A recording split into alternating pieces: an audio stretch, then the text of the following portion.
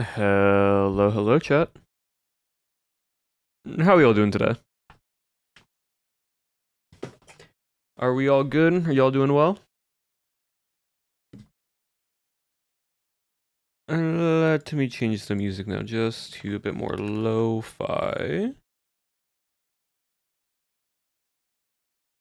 There we go.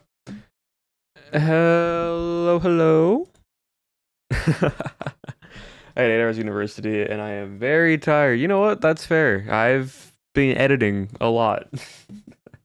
I have to start working on episode 6 before I leave for TwitchCon, so I have today and tomorrow to make sure I can get that stuff done.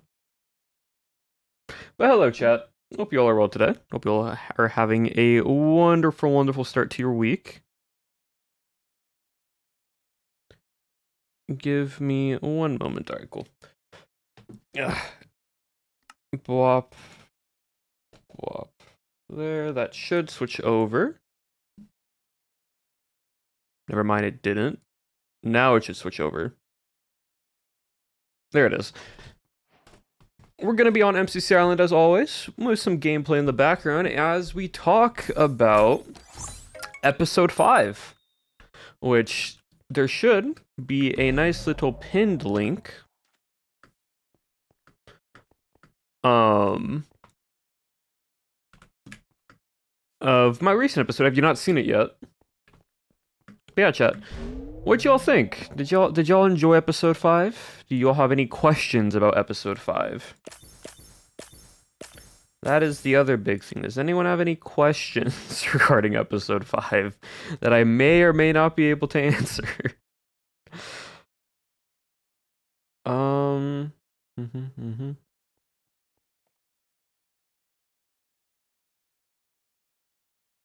Super good. It was good. So much fun. Loved it. I'm glad y'all enjoyed it. I'm very glad. I need a power shard. Do I have a power shard? Oh, I can. Cool. Is it able wanted to stop by and say, have a great stream? Thank you, Galaxy. But yeah, no, episode 5 was fun. Very, very... I said there would be a... Okay, what did that mean? So I'll just say it now, because I know some people were theorizing it's tied towards the ARG. That specific instance wasn't tied to the ARG. So I want to clarify that. So that is just V Abolish himself telling himself to get back into character. Don't let your emotions take you. Get back into a character and get what you need to get done, basically. So that's what that was. I also thank you for reminding me because I need to clarify some stuff. There is also a moment from episode 4 that I didn't catch with the intro that some people are still trying to like speculate. So every flashback, right? Every little intro cinematic that you see is a flashback. It is a like past event that has already happened. So when Morcant tells Abolish that himself, the Manor Lord, and his parents got along, it is just a slip in the voice line, because in the script I wrote got, but Wade said get. And so it changes the past and pretense of the dialogue. His parents are dead. His parents aren't around. So they are not still alive, because I know there was some confusion about that of like, are his parents still alive? No, his parents are in fact dead. His parents are dead. That is a confirmed thing about it. So I just want to clarify that for some people, because I know some people asked the theories regarding like, well, he said his parents were dead, but in here, the Manor Lord said that get, which means present tense. So are they actually alive and have just turned into vampires? No, they're dead. They are dead. Unless, yeah, no, they are in fact not there anymore. So yeah, those are two things that I wanted to clarify. And yes, the little bit of get back into character isn't necessarily the ARG story narrative. That is just in himself as character, just telling himself to like put back on the facade, continue pretending to be this timid little like worrying individual.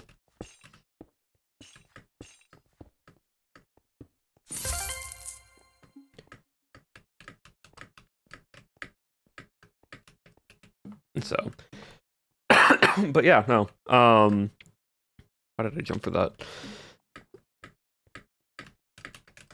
The episode 5, play without the PP brains, some might say. Yes and no. It's also for like character reasons.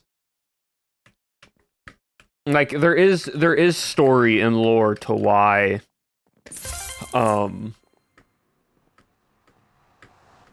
he does what he needs to do. That's as much as I'm going to say. You're going to know more in episode 6. There is an intro that I have planned, just a little bit of like text dialogue, sort of like what you saw with the little crash out in the cave. A bit of text with a bit of cinematics explaining a bit more detail of his backstory. So y'all will get to see a bit of that for fun, which will be I think enjoyable. I've been trying to get what's the word? Sort of this bit of dialogue in every other episode or so, depending on how many more episodes we have. Of like who he is, what his family was about, and sort of like trying to allow y'all to piece everything together.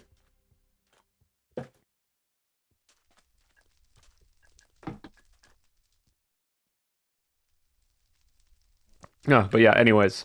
I'm calling it right now as family were protectors first, hunters second. You'll have to see.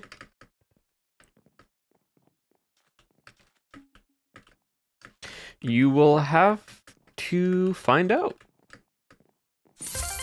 in episode 6. But no, episode 6 is so funny for my POV. Episode 6 is so like in character, it's a what the heck moment, but out of character from an audience perspective, it's just it's so silly.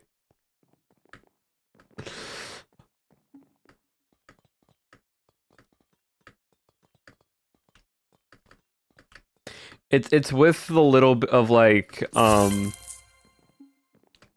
spoiler teaser of what I said in the Discord the other day. Which, by the way, if you're not part of my Discord, !Discord, because that's where there's a Vampires SMP channel, and we talk about vampires in there. But it's tied to a little teaser of what I quote of "I can't be bothered."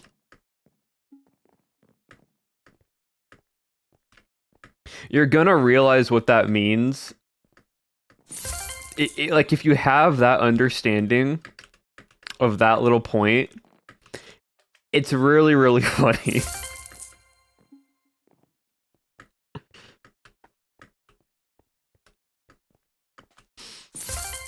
But yeah, so very, very, very enjoyable. But you know, other than that though, episode 5, y'all learn a bit more about my character, in the sense that he's also been trying to find something.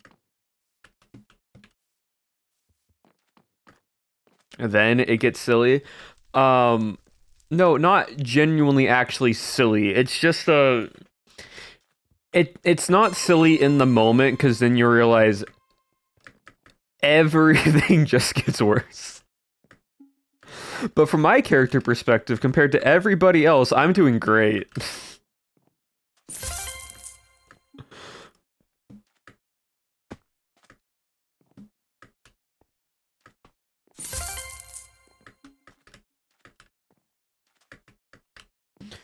So everything that my character has been needing to do, wanting, trying to figure out, has been going according to what he's been needing to do. He hasn't made the grave yet because things have been happening, but everything else, wonderful. Well, at least it goes good for someone. Yeah, and when I say his like perspective was great, it's just he didn't have to deal with anything in that episode, and that was the best part. Episode 6, I'm going to love to edit because nothing happens in my POV. Nothing like intense, which means it's less editing for me.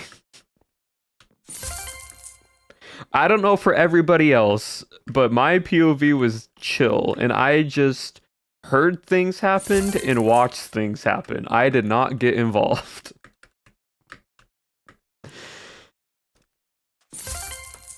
Crossfire for the Locust Burn. In the sense, sort of. Kind of. Also, Wendy, I got some height on that.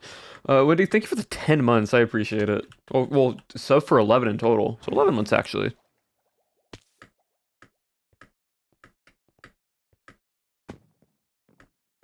But yeah, no. Episode 5, super fun. I also, again, this SMP, I cannot state this enough. This SMP isn't scripted. Like, there are moments where people want to get story beats across each other, and so they'll be like, hey, I want to meet up at some point in the recording session. But they don't say what's going to happen. They're just like, hey, I want to have a conversation with your character at some point in the SMP, so just keep that in mind. That's the only thing, and even then, that rarely happens. It's only if, like, for example, the biggest part about it is, like, when an episode ends, because it's always roughly, like, a 2-ish hour recording, more or less, depending on what we're doing. And so, because of that, sometimes the story ends in the middle of a conversation, or, like, in the middle of someone's dialogue, or when something wasn't fully fleshed out. And so people are like, hey, meet back up here at the start of a session, or like, hey, at some point I want to like cross paths with you again. That's it. Everything afterwards, though, and before that, like, point, entirely just improv. Entirely improv. Like, Apo and this is spoilers from my episode, but like, Apo removing and like changing all of the design in the interior tower, I did not know about, and that was my genuine reaction, both in character and out of character, of what happened here, because I just did all this last episode. Why is it all changed now? So, all our reactions and interactions of each other are 99% improv. There might be some things that people, like, need to get story beat-wise done, but, like, for the most part, everything that is, like, showcased is just us playing the game and recording it. Which is crazy, right? Because since everything is like coincidental, neither me or Owen at any point before episode 5 mentioned how we were editing our videos or how we were doing our thumbnails. So the broken glass slash mirror reflections and like the shattering for our thumbnails, and also apparently using sound design, because I'm not able to watch Owen's episode because of like the embargo for humans. But just hearing the mentions and being like, yeah, so apparently like Owens and Abolish's like episodes mirror each other very similarly, and they also used like the glass shatter effect in like in Showcase, and I'm like, are you kidding me? There's no way this happened. I had the message Owen. I'm like, did you by chance? And he's like, yeah, why? And I'm like, because somehow, by some way, we did the exact same thing for the same episode and we mirror each other. And he's like, that's crazy. Like, that wasn't planned. Like, you saw episode 5. I had zero interaction with Owen in episode 5. I had zero interaction with him in episode 5. So for us to have apparently mirroring like episodes and similarities to each other is a crazy coincidence to happen for both on a video perspective and also as a character perspective. Like, it's wild.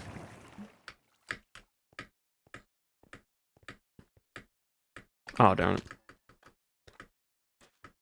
Like, I don't understand how that just happens. You know? Yeah, crazy stuff. Crazy, crazy stuff. Hmm.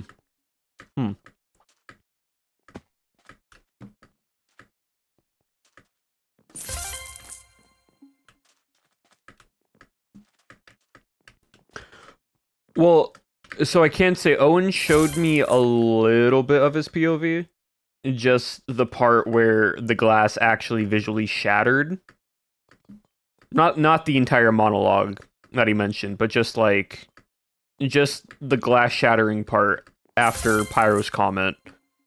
And he was like, yeah, I basically built up the entire episode to then, and then that happened. And I'm like, oh. And I'm like, because I basically had all my stuff figured out, was just done with the town, and then I was trying to agree with Lagundo, and then Lagundo basically like made a remark at me of like them ? And that basically almost made me snap. Akira, think for 25. It's been over a year. Like, that's crazy. 25 months. And 20 with Atari. But yeah, no, like, what is it?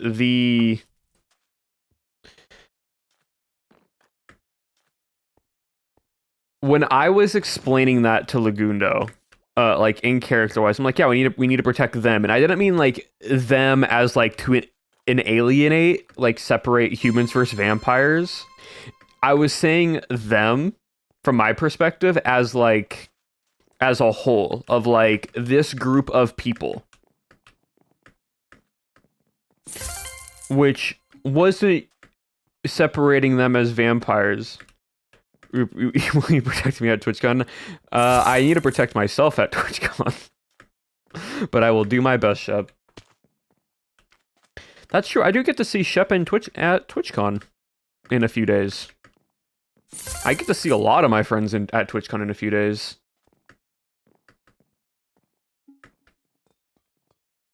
Yippee! But yeah, no, like the interaction I had with hello April, the Vampire fans from everybody. The interaction I had with Lagundo was such a good story moment, because it just shows that my character is just done with this place now at this point. If I'm trying to agree with somebody and the same person that I have been agreeing with since the beginning of like, yes, we need to protect the vampires, we need to protect Okers, and I put it in like just as a whole and say like just a group of people as them. And the same person I was agreeing with questions me asking why I'm calling a group of individuals them as in the grammarly correct way. Because in their point of view, it sounds like I am separating humans from vampires. My character is just done now at this point. He is physically done with the town. And there was a moment, like, where I did pause after Lagundo said that for probably a good few seconds. And in my head, I'm like, do I crash out here? Like, do I start yelling at Lagundo? Or do I just take a breath and then I just restate myself? And so I chose to just restate myself.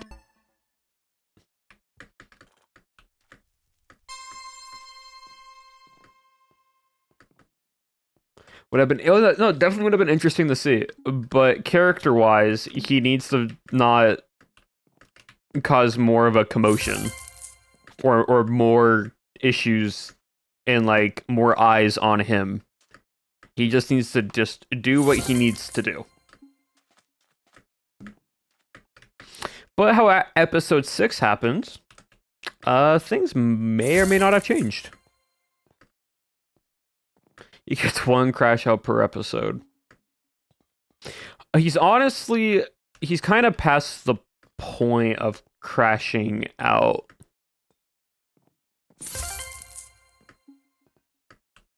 I can say that much because it doesn't really spoil anything. We'll have to see when episode 7 comes around. But that's until 2 weeks. So y'all got episode 6 the 26th of October, and then we record the following Tuesday for episode 7.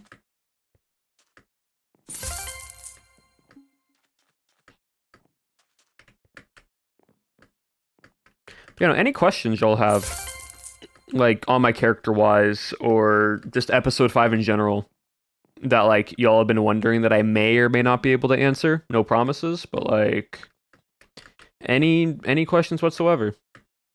I am down to answer them, because I enjoy talking about it. I enjoy, like, talking about the theories and such. Are there... Yeah. I can't say what specifically he's looking for. You can kind of speculate what he is, but are there any rules around making diamond tools and armor? So we can make diamond tools, but we can't make diamond weapons. So you can make a diamond axe, but you can't use it as a weapon. You can't make a diamond sword. You can't make diamond armor.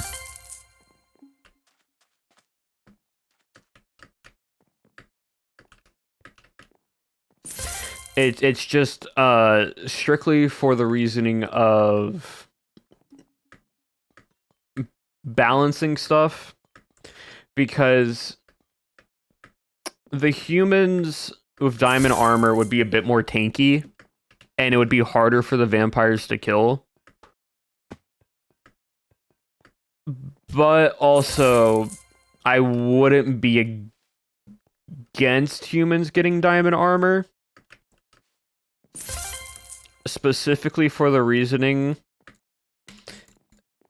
that there are a lot of vampires. and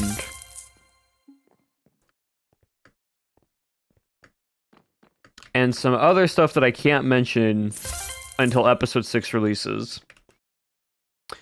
But just for the human's sake, diamond armor would be nice, but I also know why we can't have it.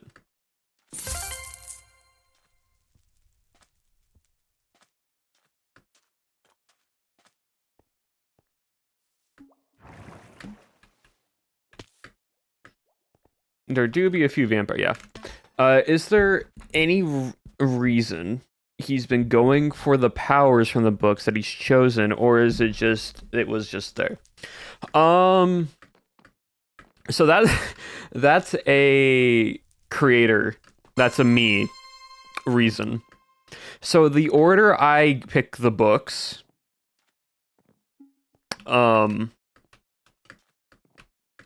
is specifically for... Oh, what's it called? It's specifically for, like, what I need to do, and also how much do I need to... Like, how much value am I going to get this power right now, right? So, like, I think one of the first books that I got was Lantern Thrash. Oh, one of the first books I got was Turn Undead. So, Turn Undead, useful, because that means in night, mobs just don't come after you. So, early into the season, being able to just run around at night, run into caves, and just pop that, like, little ability and have undead mobs, skeletons, zombies, etc., not come after you, great, wonderful. And then I found, like, Holy Word and the location one and, like, shoulder bars and such. But I wanted, in character, I knew about, like, out of character, I knew about Lantern Thrash. And I'm like, I think it would be so cool to have Lantern Thrash as my next ability, just because I've been because, like, my episode 1 thumbnail had a lantern in it. So, like, to just go with the thematic theme of, like, the lighting and, like, the thumbnails, having a lantern on me that I can use as a tool, or to set house on fire, yeah, is a, like, fun little thing to do. And so, it was fast enough, you know. It's sort of like, it's this fun little story beat, right? And then also Lantern Thrash, if any vampire was to attack me, I could burn them because they were still weak enough to where most of them weren't tier 2. And so fire just does damage to anybody. And that's the other reason why I didn't get a Holy Word right away. Is because I didn't get Holy Word right away, is because there weren't a lot of tier 2 vampires, and Holy Word only affects tier 2 and tier 3. And so there's no point in me getting it if I can't use it right away, because what's the value? It's the same reason of then getting Holy Word and then afterwards getting Way of Prospector after finding that book, because I needed to get more silver for silver blocks. And so I'm like, I need to go to the mine, I need to get silver doing that instead. Like, I think I have one of the books where it's like you can find your location, like you find your way back easier book. I'm never going to need that book. Because realistically, I have a very good sense of direction out of character. So, literally by day 2, I had the entire non-Pale Oak Decayed Forest memorized.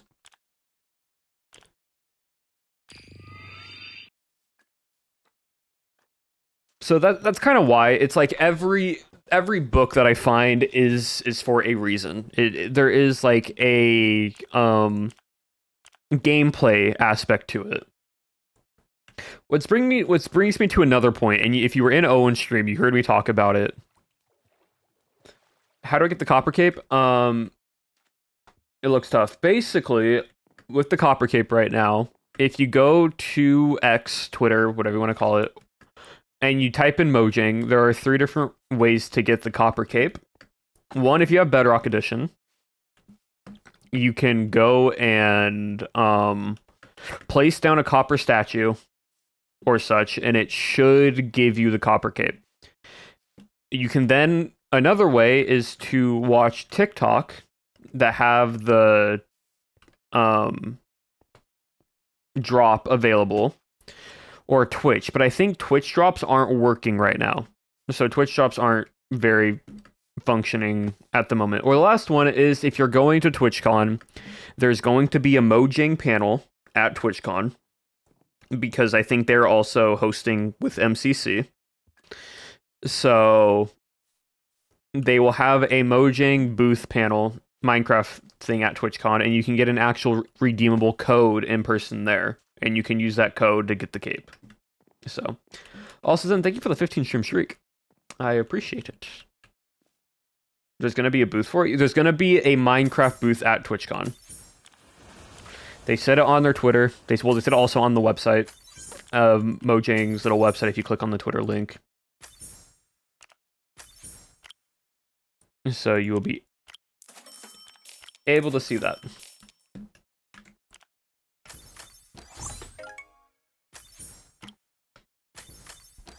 Would you trust the... Who would you say abolishes the town the most?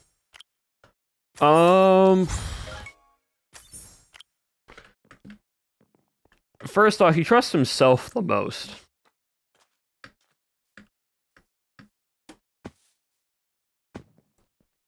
But in town, that's difficult. Also, I got the octopus fishing rod from the little deep event that they did. So I now have this little fishing rod.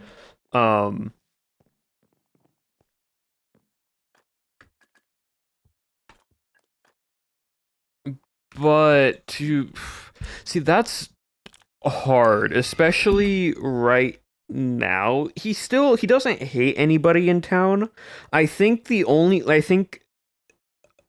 few people he can fully trust in town at the moment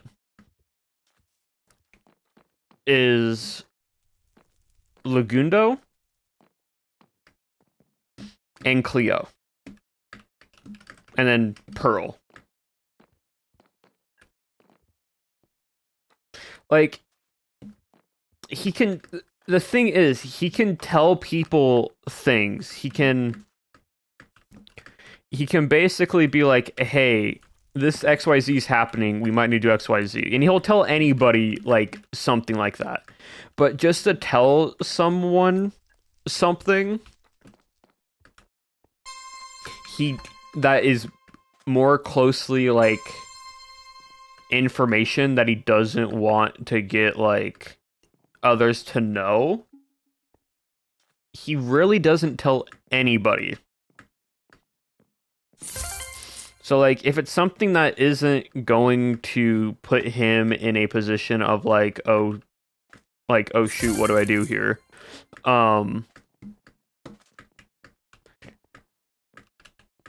He kind of has this idea of, I'll tell people as much as they need to know.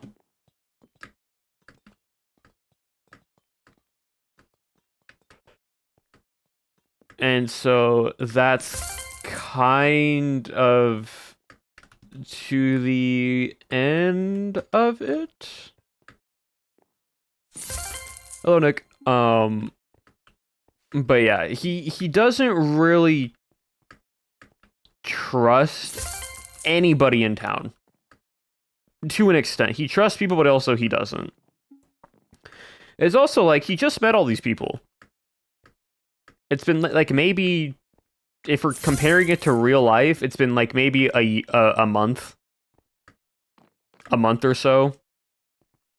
Since he's known these people. He's not just gonna say every single thing about himself. It says, I'm a... Oh, that quiz.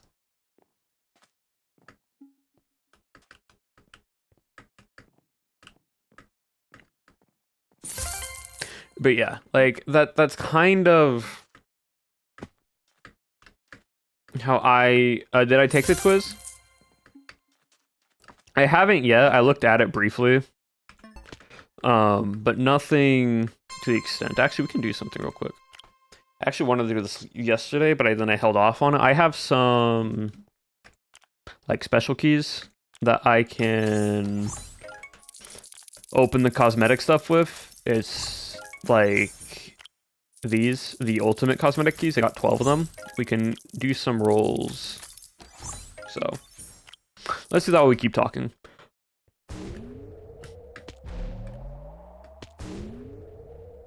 But yeah, like,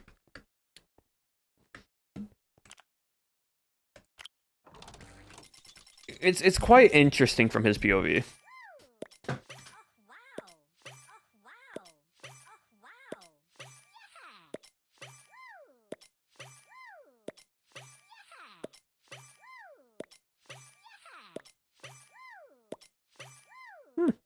A lot of claim flag tokens, which is kind of crazy. Blueprints, I don't know what to do with. You can try crafting them, or you can sell the blueprints in the hideout.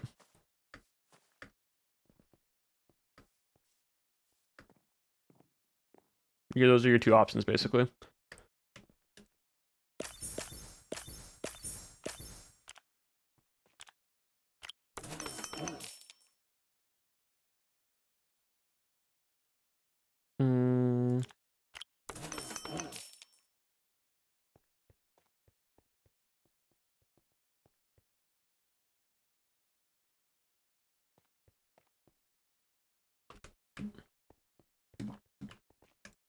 I need more chest stuff.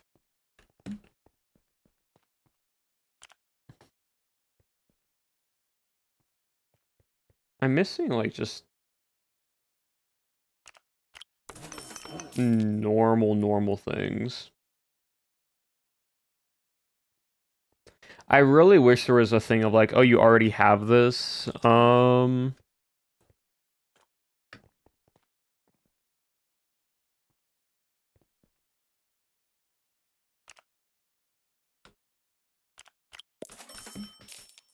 Like, you already have this cosmetic, you don't need to craft it anymore, because I really can't tell besides just, like, the duplicate.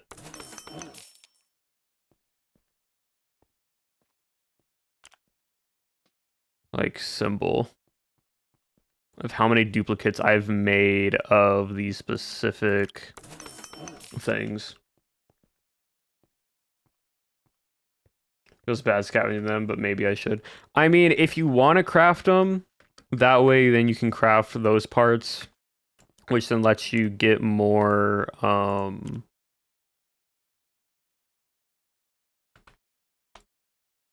what's the word?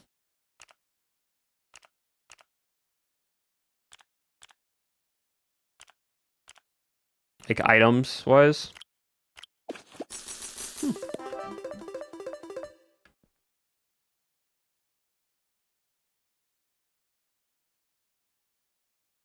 Like, that would be the only way I see it as. But yeah, no, like, the thing is, I can't say what happened in episode 6, because that would just be spoiling everything. So it's very hard to talk about what my character does and doesn't. You can take a photo?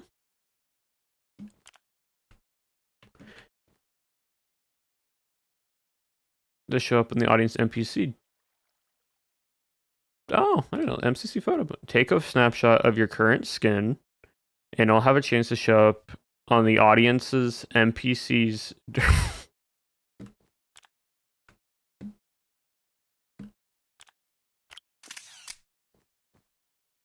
Oh, that's sick. Wait, so hold on. Does that mean, like, if I wear the lobster hat that I just got, does that... No, it's just my skin. Okay, so the lobster hat does not matter.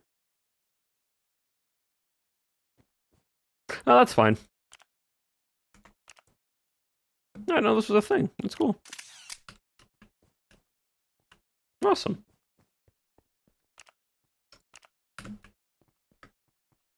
Yeah, they kind of changed the area a little bit around here. It would have been really funny. Yeah, no, like, episode 5, from my perspective, was very, very tamed as, and in game it has to happen, surely it has to happen.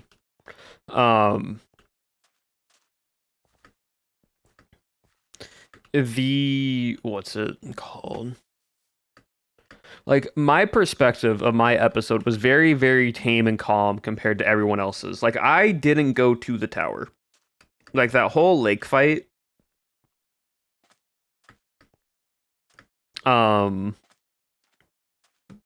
They just were like, Lake Beacon's getting taken in the middle of the night. Let's go. And I'm over here like, y'all people are insane. Like, it's the middle of the night. Why are we trying to convert said beacons? They're in the middle of the night. I get if we need to try to defend said beacon, but at the same time, right, at the same time, none of you, none of you whatsoever use silver blocks in the PvP fight. Oh my goodness.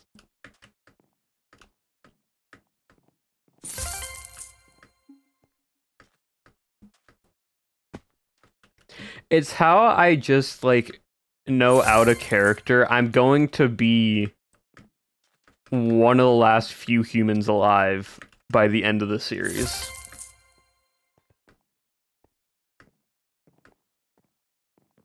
And that's nothing to anyone else. It's just, I'm very, very methodical in my playstyle, even if I play a character. So unless my character intentionally is supposed to do something, I still play how I should still play in PvP. And that's why I was told, unalive. Dude, it might happen. Might happen episode 7. Knock on wood, but we never know. But it's why I was told going into this of like, hey, don't do anything that you would normally like just would straight up do as you casually play, because it's not going to be fair to everybody else. And I look at it, I'm like, I look at it now, and I'm like, yeah, they're right.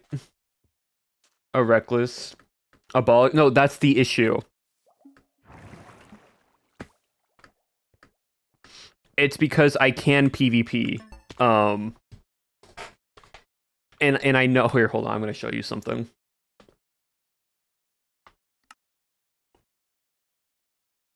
Hold on, chat. One moment. I'm going to pull up something to show y'all,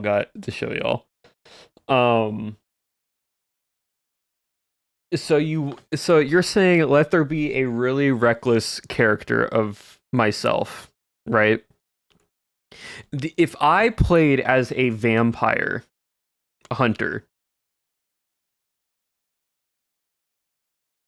right? We had confirmation.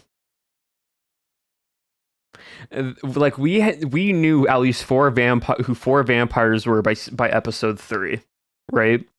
If I played a reckless character that was a vampire hunter, episode 4 would have been me just hunting everybody down.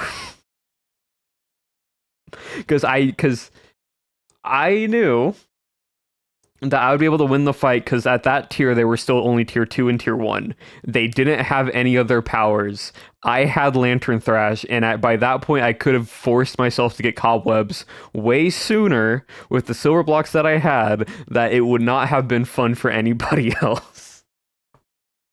So that's why I am a character who's just instinctively trying not to get in fights. Also, it's a thank you for the tier 2. I'm now at 18 months. That's crazy. But yeah, so for those who don't know, this is a solo player world that I gotten from a creator named Theobald. Theobald is a PvP, like very heavy PvP player. And this is a bot. This is a PvP bot, where you can sort of like change up the playstyle. You can like practice S-tapping, strafing, buffs, resistances.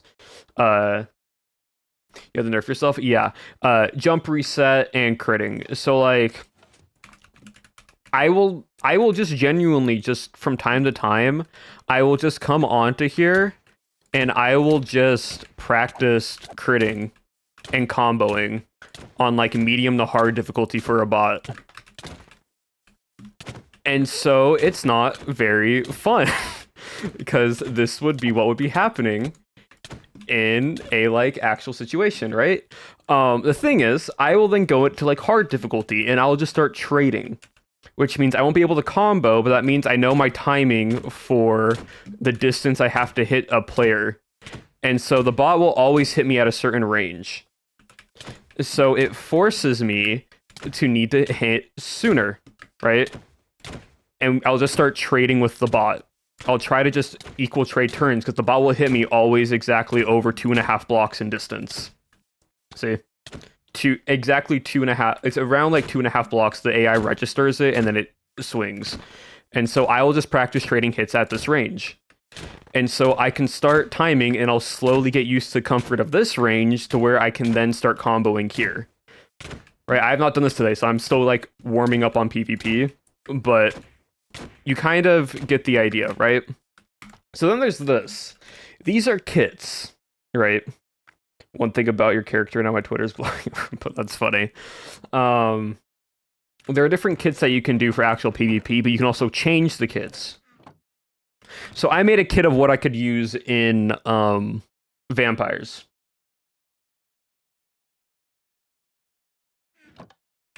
And so the sword doesn't matter because this bot can just not die. So like if I put on medium difficulty and I do make it to where I don't have resistance, I can play like I'm fighting for my life, but he's doing a lot more damage because he has a diamond sword compared to how vampires are with their attacks. I do have to put myself in survival. So the entirety of this now is me just doing this and timing my shield practice hits. And then getting into combos and then start comboing with webs and such. You see what happens if I was playing a reckless character and I could just do this? Because, like...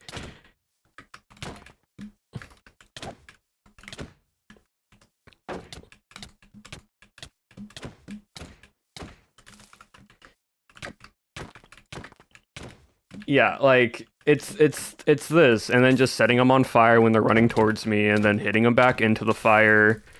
It's like...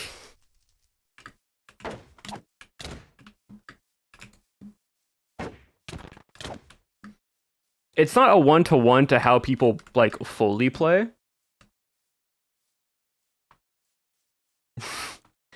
But, like, I can also practice them critting. Like, if I want to practice randomization of randomized playstyle of crits and such, and then the entirety of it is them just...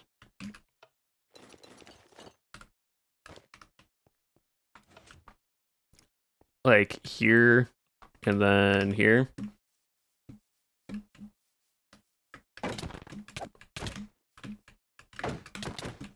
See?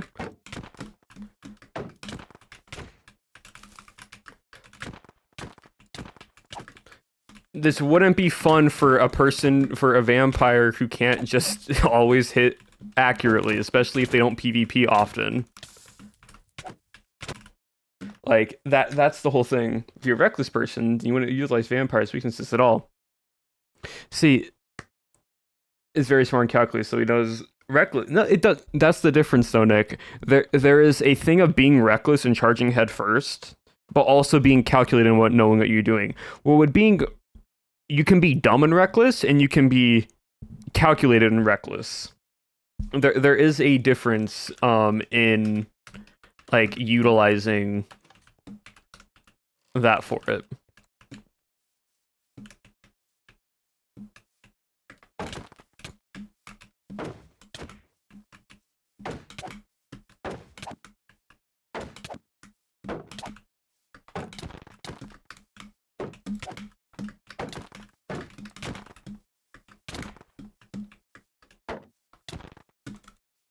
I'm in adventure mode still. I can't place cobwebs.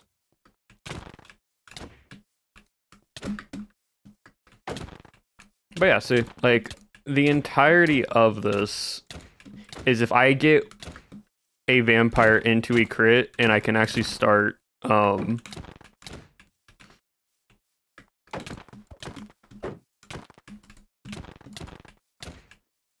hitting them off of this, that it's gonna be there. This way, you copper cape wise, you would have to get it through TikTok, which is not working right now if you're wanting to just watch it for the cape. Dumb and reckless character. Yeah, but yeah, like that's the thing with my PvP is like I look at, and this is just how I am in general. I go into an event, I go into whatever it is, and I look at what I can do.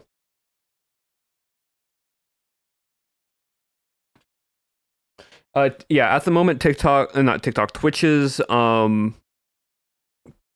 like loot drop system is not working right now for the Copper Cape. So TikTok works, or you can go into Bedrock Minecraft and place copper statues down, and you'll supposedly get it that way. So,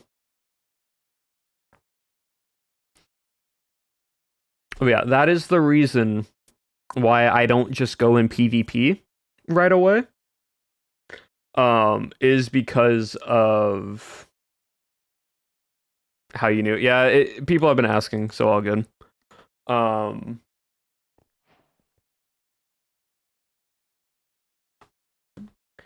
It's why my character is how my character is. Like, there it is again. Hold on. I know we can't do 2 pinned messages, unfortunately. But for those that are trying to get the Copper Cape, it does not work on Twitch right now. You have to get it by watching it on TikTok at the moment, or by going into Bedrock Minecraft and placing down copper statues. For some reason, Twitch's loot drop system is not working. Have a command set up? No, it's fine. It's just for today. But yeah, no, like, this is an out of character. After watching 5 minutes for this. So I appreciate it. Yeah, I don't know if you guys can or not. I know there's also like a drops thing with what's the Duolingo right now? And so that might also be what the drop enable thing is. So that might be why. It's on Discord. I could have a dream. Life is rigged. Just got a practice side. But yeah, Vampire SMP. So what is it?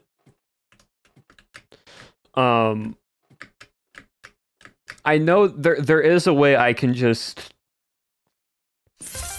solo a vampire in a one-on-one, and it makes it too easy / anticlimactic.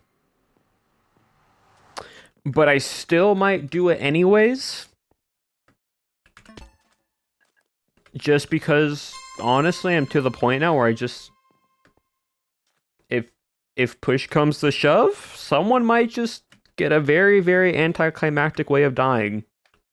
Because they decided to try to taunt me.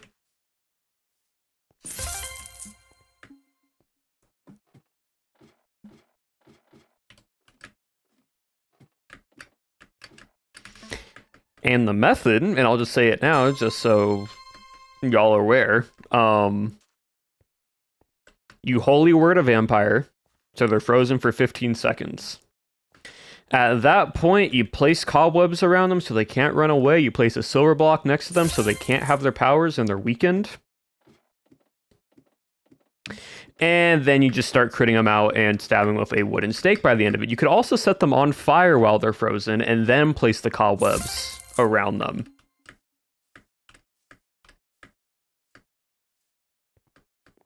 Hello, Moonlit. So yeah. Now, will that work? I have no idea. But British Moonlit.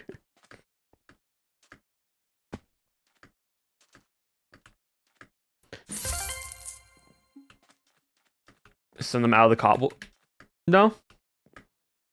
I mean, if it did, it would be very, very slow because cobweb momentum is very like any movement that you have, no matter how fast you're going, a cobweb instantly stops you / slows you down. So even if they got pushed, it doesn't Delayed train in London. Oh, lovely. It wouldn't do much. The other funny thing is, right, is if you get a vampire who is jumped into the air, right? Like they jump up to crit, right? Or they lunge at you, right? If you can place a silver block next to them, Minecraft physics and mechanics will always try to make it to where you go downwards. But if the silver block is somewhat pushing you upwards, you are just in a perpetual motion of never being able to leave that cobweb unless you break it.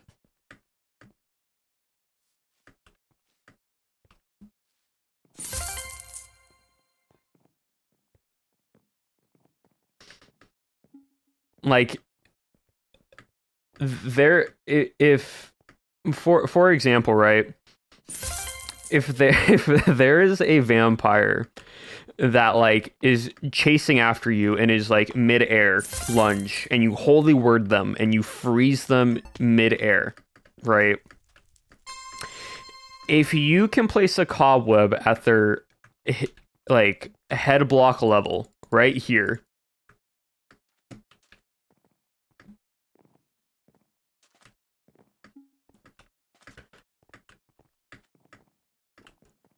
so that would force them to fall downwards, right? Since they're falling through the cobweb, if you place a silver block at their feet, it will launch them straight upwards back into the cobweb. So they will technically continuously fall downwards and fall upwards by the amount of force that's getting put at them. So is this from experience? No, this is all speculation from what I've seen how silver blocks work. Silver blocks with vampires, it pushes them back, but it's not consistently pushing them back. So it's like a pulse. It's like a pulsating effect. So if you try hard enough, you can get through a silver block. I've seen it be done. It is doable. But for the most part, it just basically is like it's almost in the sense, it's not like they're getting pushed. It's more, they get pushed back, but at the same time, it's also like there's just an invisible barrier in front of them.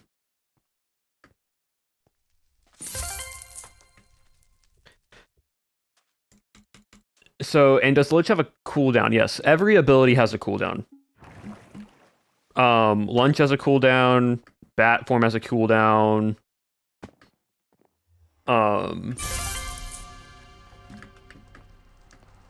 Their ability to like teleport between different beacons has a cooldown. And the thing is, right? Yeah, my character definitely can read. He doesn't eat the tomes like everybody else. He actually reads the book. The thing is with these abilities, right, is even with a lunge, if someone gets put into a cobweb, I'm not sure if they would be able to lunge out of said cobweb.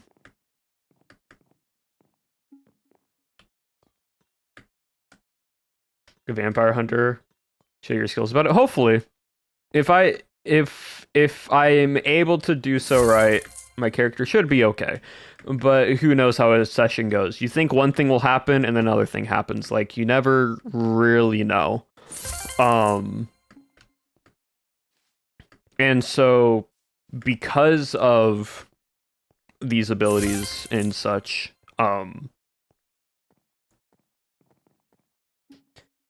you can't test everything without, like, seeing it happen firsthand. So I don't believe lunging, because lunging is a movement. It like launches you forward. But again, if it's the same movement mechanic in Minecraft, any momentum you have, if you get put into a cobweb, you pretty much lose all that momentum.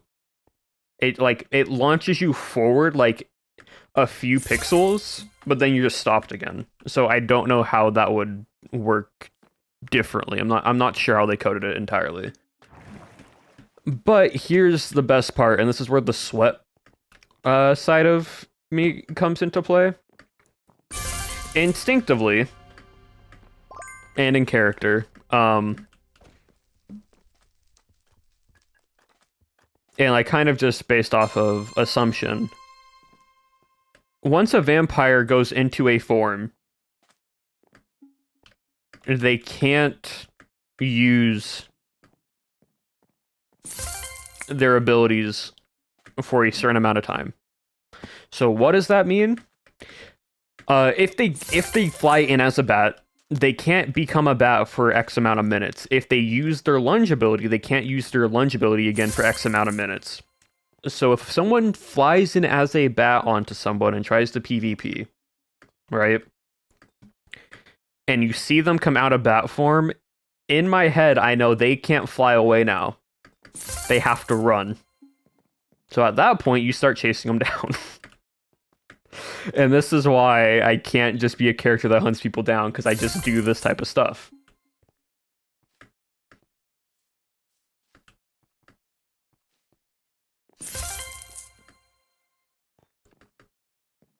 What did the so the cracking glass sound is basically just my mental and my patience as being I am, like, I've kind of snapped at this point.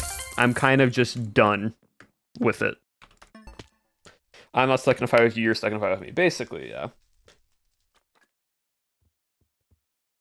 So after,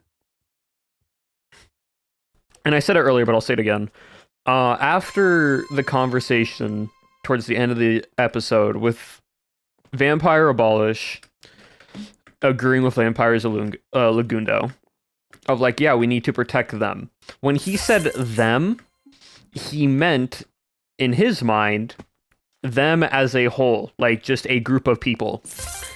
Not in the sense of like separating human versus vampire, but like just indicating a group, because a group of people is like, oh, like, yeah, look at all of them. They're all over there. That's like what it was. It was never a like separation. And so he, when he said that, was saying it in good faith. So when when the response from Agundo was them, question mark, like asking like, oh, you're also separating them, it was sort of like the, okay, I'm done with this now. And both in the recording, like in the session, I did pause for a few seconds because I was really contemplating of recorrecting Lagundo and crashing out on legs. But I then, in character, took a breath.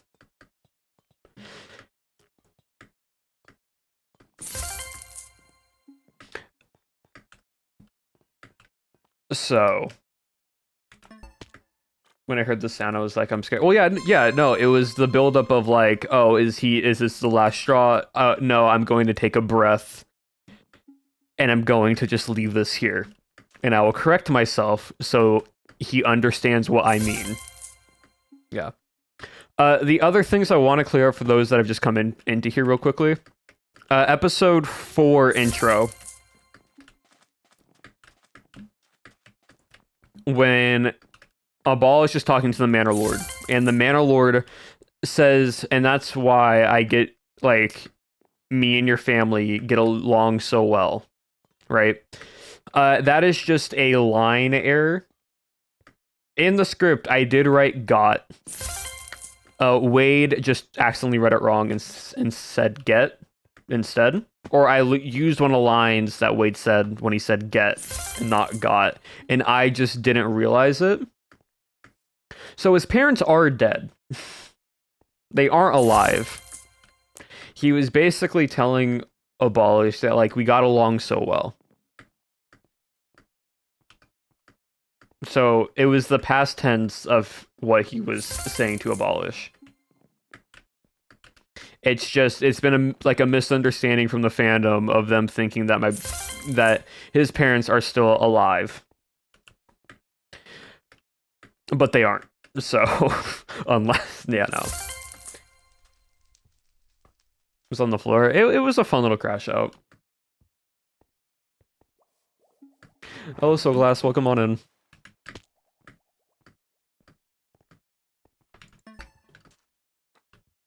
And what? Y'all, they're dead. Yeah, it's just a little speculation theory. So if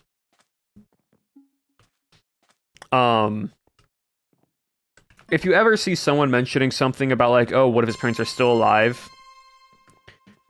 Kindly be like, hey, Abolish mentioned on stream that it was just a typo, like it was just a misspoken like script, and it was supposed to say got instead of get, just to like let others know, so it's not anything crazy. Don't be mean about it, but just be like, hey, creator said this on stream,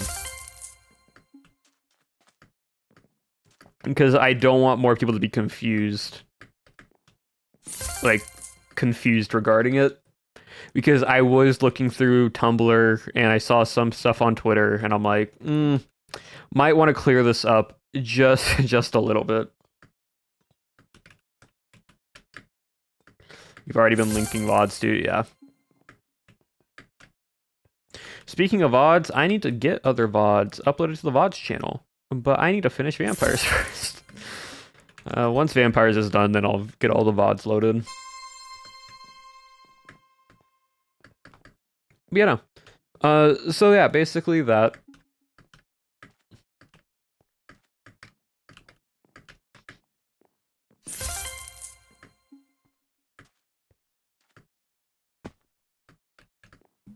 Like in the whole September. Yeah, I mean, I have some of the VODs done, I just don't have them uploaded. And like, I have all the files, I just don't have them uploaded. The thing with September, though, is like there's only one VOD per September. Because of Vampires. Or like, there's a few VODs in September because of Vampires. It's not a lot. I got busy. All the VODs are still recorded and saved on my external hard drive. I just need to edit them and upload them to YouTube.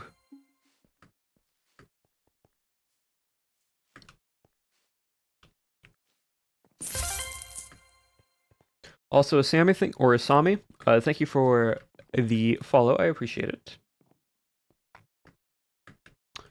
But yeah, so if you guys have any other questions regarding episode 5 and such, just ask. If not, I am excited for TwitchCon. That's where I will be for next week. So there won't be a stream next Monday because I will be still in San Diego. This is basically my 1 week break.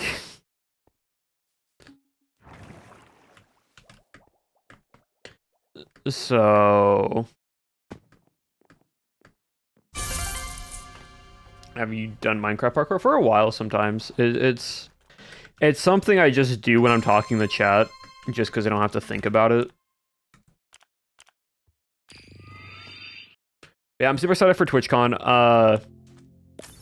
I've been wearing and stretching out the cowboy boots throughout the week, just so my feet aren't completely sore walking in boots that I haven't worn yet. So I've been working the boots in. You know, I'm super excited. I'm going to bring all my extra Creo cards that I can trade with people and hopefully get the holo cards that I'm missing for the full arts. Because I would really like to complete my binder, because I need, like, only 8 more full art holos, I think.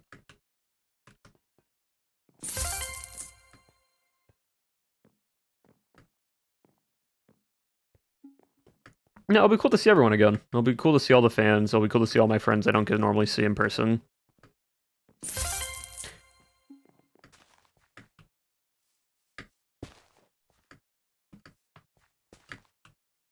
Nope. We're so excited to hear the accents again. It's funny, like, the southern accent, I can now just slip into it when I want to. Just by just saying the word southern. And now at that point, I can just start talking like a southern accent pretty easily, even if I haven't said it in a while. It's like, it's come natural to me, and it's very, very fun.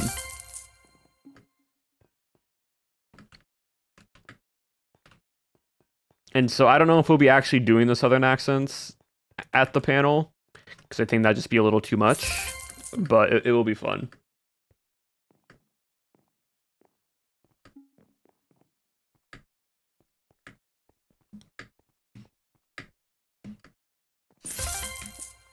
You know, I'm super excited for MCC.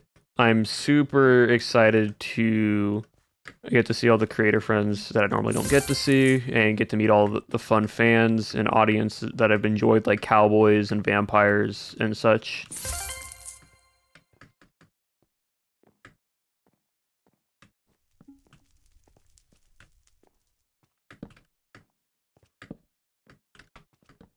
Oh, but I've been watching it for the panel. And yeah, no, it's been a super fun thing to do. And for those who don't know, end of September, my chat was able to complete a sub goal, which basically allowed me to buy the entire Cowboy Abolish outfit. Besides the gloves, 'cause I'm not wearing gloves at TwitchCon. That's too much.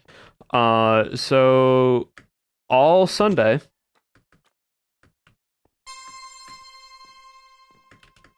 all of Sunday, I will be walking around TwitchCon in a Cowboy Abolish outfit. So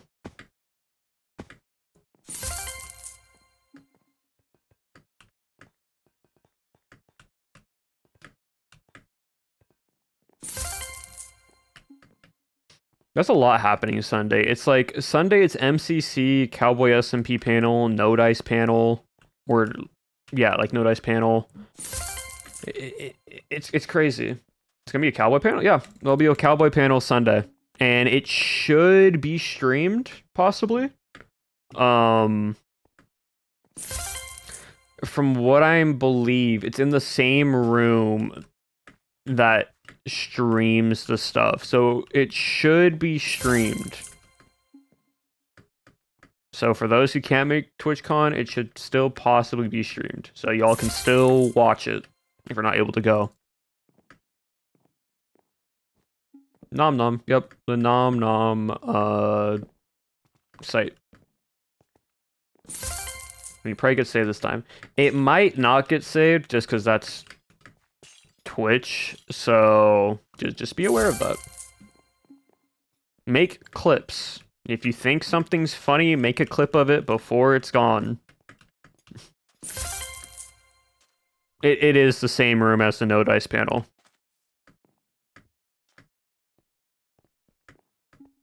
TwitchCon for the US is in San Diego. It's been in San Diego for like the past 4... Well, no, not 4. 2 years. This will be the 3rd year now, I think. Or, no, 2nd year? Something like that. Perez, thank you for the follow. I appreciate it. Oh, God.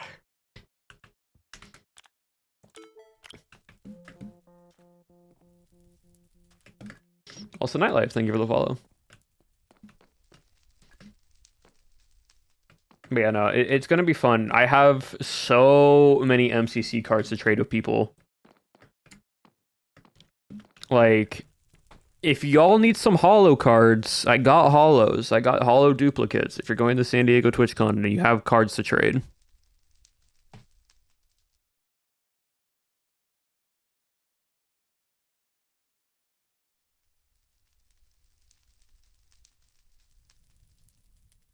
Hold on. Let me see, what cards do I need?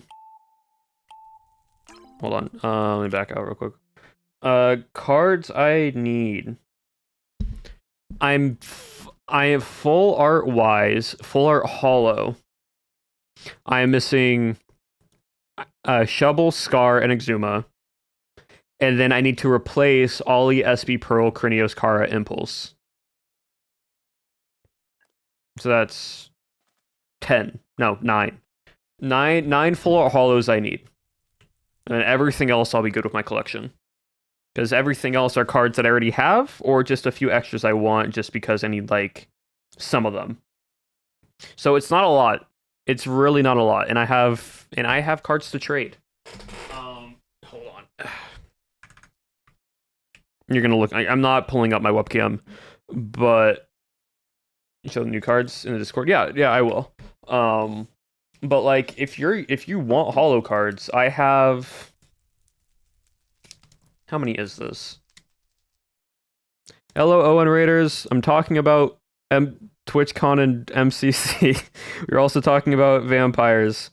But hold on. I have 1, 2, 3, 4, 5, 6, 7, 8, 9, 10, 11, 12, 13, 14, 15, 16, 17, 18, 19, 20, 21, 22. I like 20-ish holo cards I can trade, and it's a bunch of different creators, plus other cards I'm willing to trade at TwitchCon. So if you want MCC cards and you have other cards you need to trade, let me know. Oh jeez, hold on. Manny, thank you for the follow. Mr. Recap, thank you for the follow. I see. Well, thank you for the 2 months now. There's going to be a lot of follows. The Enigma, thank you for the follow. Diamond Heart, Whisper, Red Monkers, Hey You Dummy, Jojo, Rosie, Organic, Wisp, Little Crow, Lemons, yeah, okay. Minecraft Humans, Red RBs, Zero Made, okay, now we're just doing this. Also, hi, so I was thinking of Two Gifted, Sky's Memory, Peepworks. Thank you all for the follows. I appreciate it. But yeah, we're talking about vampires. If you have any questions regarding my episode 5, let me know. Because we're running around island, doing parkour, doing sky battle, and such. Also, Firefox, thank you for the follow. And if I said any of your names, I'm sorry. But yeah, if you have any questions regarding that, any questions regarding my episode 5 or just episode 5 in general, or just Vampire SMP in general, let me know. Yeah, Fears, you gotta be careful with spamming emotes. Vosabot does not like it. Also, Crisis is a cool name. Thank you for the follow. I haven't seen it yet, which is fine. Which is perfectly fine. My link should be... So yeah, my latest episode is still pinned. So if you have not checked out my episode, it's right there. And Starburst, thank you for the follow. Yeah, I hope you all had a wonderful stream. Owen, I hope the rest of Hardcore was good. I believe that's the remaining point of what you were doing.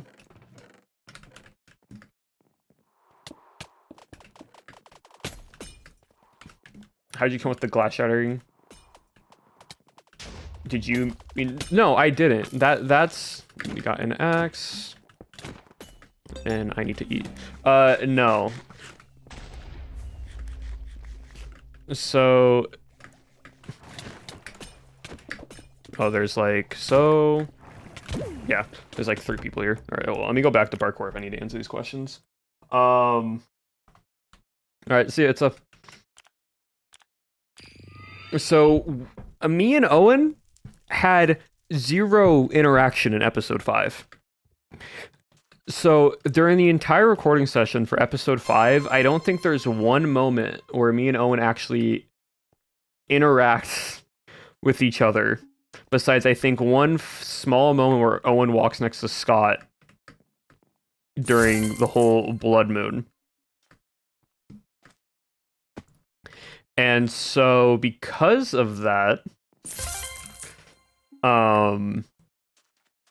the whole editing style of the Shattering Glass, entire coincidence. Apparently, our 2 characters, like, the events in our episodes mirror each other in some way. Don't know how, but apparently they do. Total coincidence. Was not planned in any shape or form. So it's actually crazy. And how would a baller react to being a vampire? I said this before. If he became a vampire, he would still try to kill the other vampires. Being a vampire, not being a vampire, does not change anything he needs to do. It's just now they just can't kill him because now it's just a vampire constantly attacking them.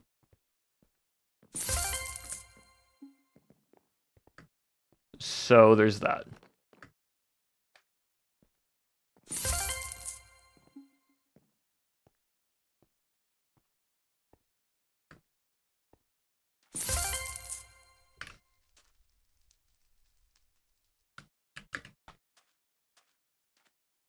Oh, Cyrus. I see, I see. Okay, good to know.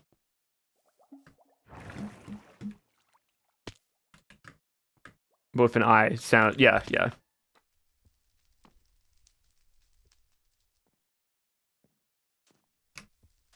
Like Cyrus, got it.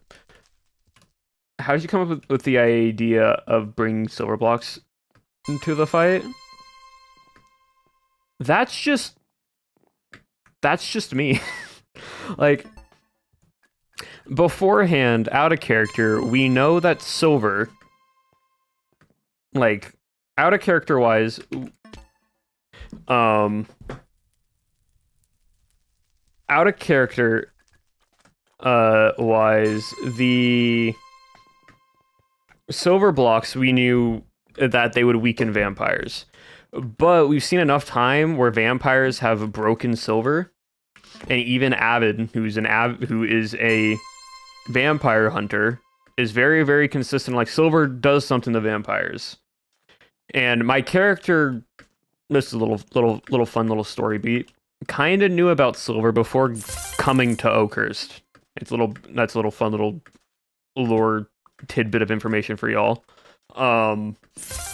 And so he's not unaware that silver have properties that affect vampires. I just also know from a PvP perspective, we can't win if we go just one-on-one to a vampire with no utility. That's why the utility is there. It's for us to actually have a chance of killing a vampire. So you need silver. You need to set them on fire. You need to fight them in the day, because those are all things that are effective against vampires. And that's why. Now, if you're wondering what does actually setting on fire on do, this is sort of metagaming. But it also is just canonically to like how vampires are weak to flames and fire. But if a player takes fire damage, the fire tick counters the vampire's regeneration, and it drains so much of the blood bar on their hotbar that it kind of forces them down from out of tier 3 and tier 2 back into tier 1. So it's very difficult for them to deal with it, especially if they're constantly being set on fire over and over again. So that's why Lantern Thrash is a great ability. That's why a Flint and Steel is a wonderful thing. So if they're charging at you, you just lay the ground with fire in front of them, and they'll take fire damage if they run through it, or if they stand in it long enough. So yeah, that's the why for the silver. The second time's beyond funny. I'm trying to work through all the perspectives, taking a while, but it's all good. If Abolish could have any custom 2 made for him, what would it be? See, that is something that I've actually been thinking of. Just because of, like, ultimately it is a server. Ultimately, we can have custom tunes made for each individual character if we want to, right? And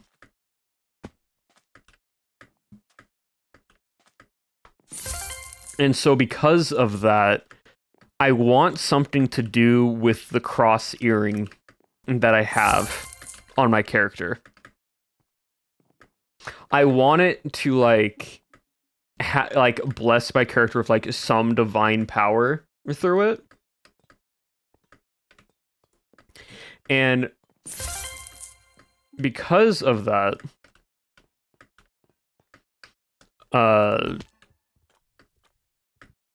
I don't know what. Because it would have to be balanced. It would have to be something that can balance, like, because you have to determine how strong it is and what the cooldown is for it. And at the same time, would my ability just want to be mean to the vampires?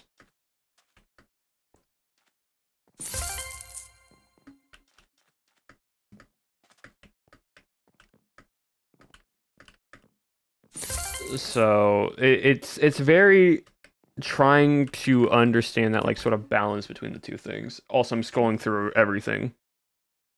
Having some alliance, possibly. Same lobby. Saw two more, but I can lurk and ask later. It's all ask the questions if you need. The PvP sweat brain. It very much is, yeah.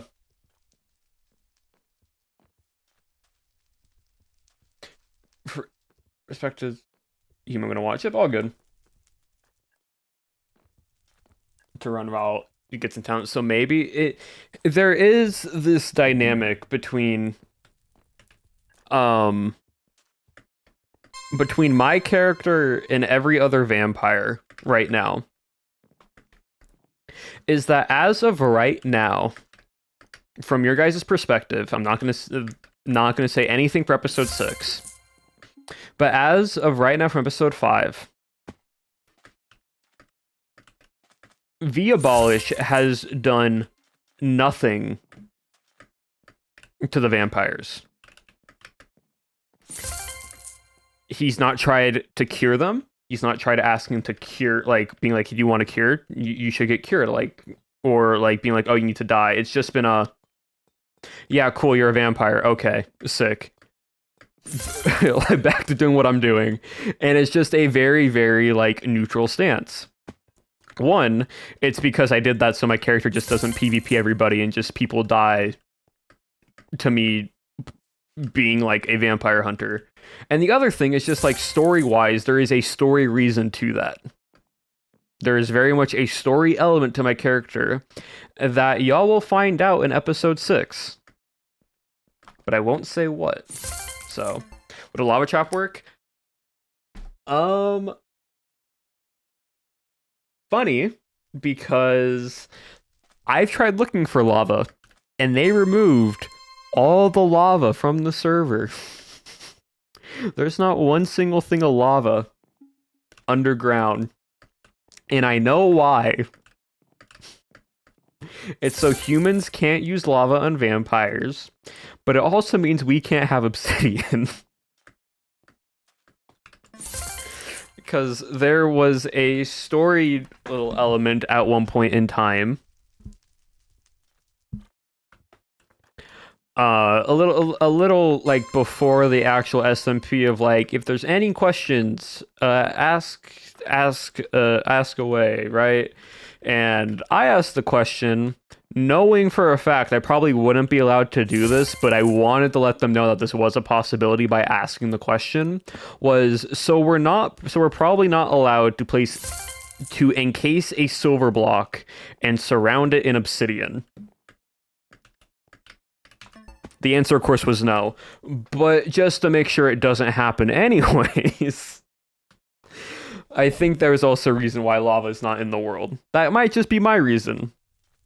But yeah. Let's see, what else do we got? Someone to actually kill a vampire. There definitely will be moments where vampires do get killed here and there. Now, did that happen in episode 6? Y'all will have to find out, because I ain't saying anything. To be honest, episode 6 was... I probably had the most chill POV for episode 6 compared to everybody else. So yeah. If a human ate garlic, would it poison the vampire who tried to turn them? Technically, yes, it would. That is just a mechanic on how garlic is. It's not necessarily poison, but it does affect the vampire in some way.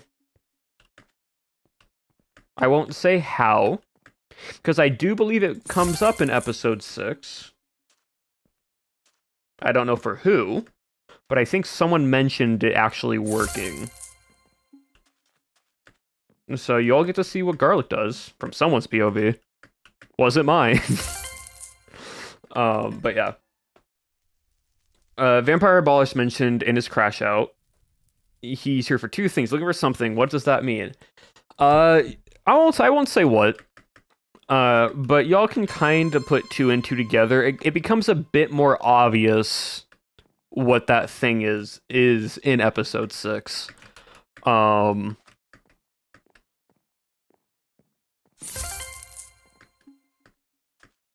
You heard it here first.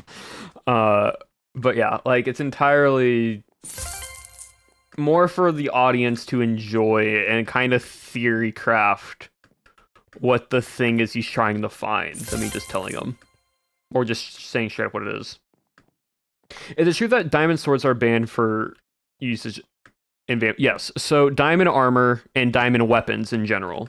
So you can use a diamond axe as a tool, but you can't use it as a weapon. Same thing for a diamond sword. And same thing goes for diamond armor.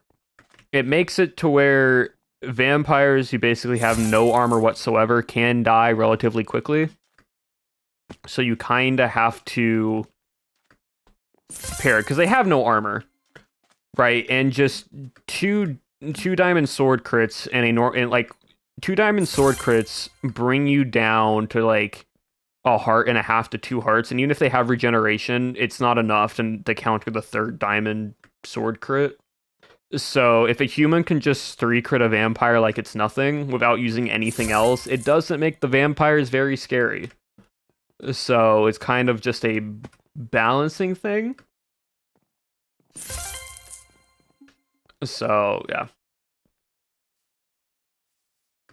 Can we not? Yeah, basically. What did you think about the people who revealed themselves as vampires last episode? Any surprises there? Not really. Like I speculate, like y'all knew I had my hunch on Cleo.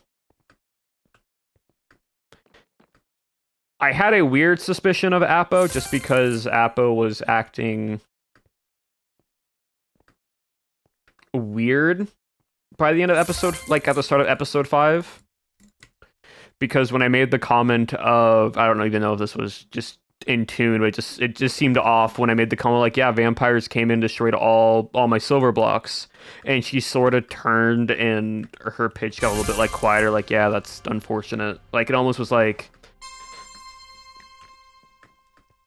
sympathizing in a sense. And so like Apo wasn't too much a surprise. And then I just didn't know Drift got turned.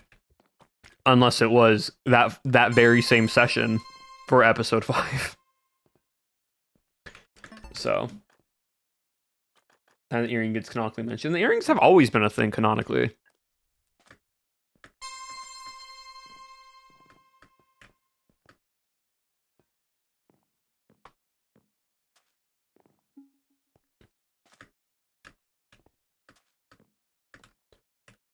I honestly thought he was saying that to legs, not abolish. For what? Specifically. I'm kind of trying to get through all the comments while I'm like scrolling through stuff. Hold on. Instead of doing parkour, let me just read everything. Because a wave of comments came on by. They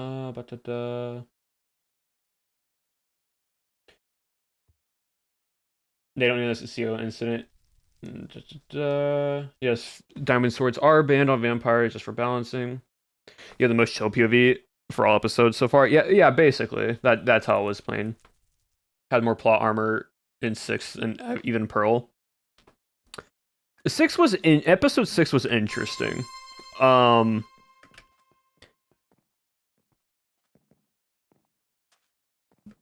Episode 6, I'm not gonna spoil it. But let's just say everybody had some moments and some dynamics with each other. I'm not going to say how, I'm not going to say what, but it definitely is a very, very, like, oh my gosh, that's crazy episode, which has been a lot of the episodes, but episode 6, Yeah, yeah, a lot, a lot of them. When you scroll to this part of chat. Thanks, nerdy. Um, would the humans still turn into a vampire if they ate garlic? If wait, would the humans still turn into a vampire if they ate garlic? That is something for. I actually don't know. I don't think so. I don't know that command fully. Or 3 to prove his humanity, and it just gave him like nausea for ages. Yeah. When you're not setting yourself up for the plot relevant death. Did he use Moctus or did that not work? I don't know. Try just wait, yeah, cool. So who is your favorite character from your POV?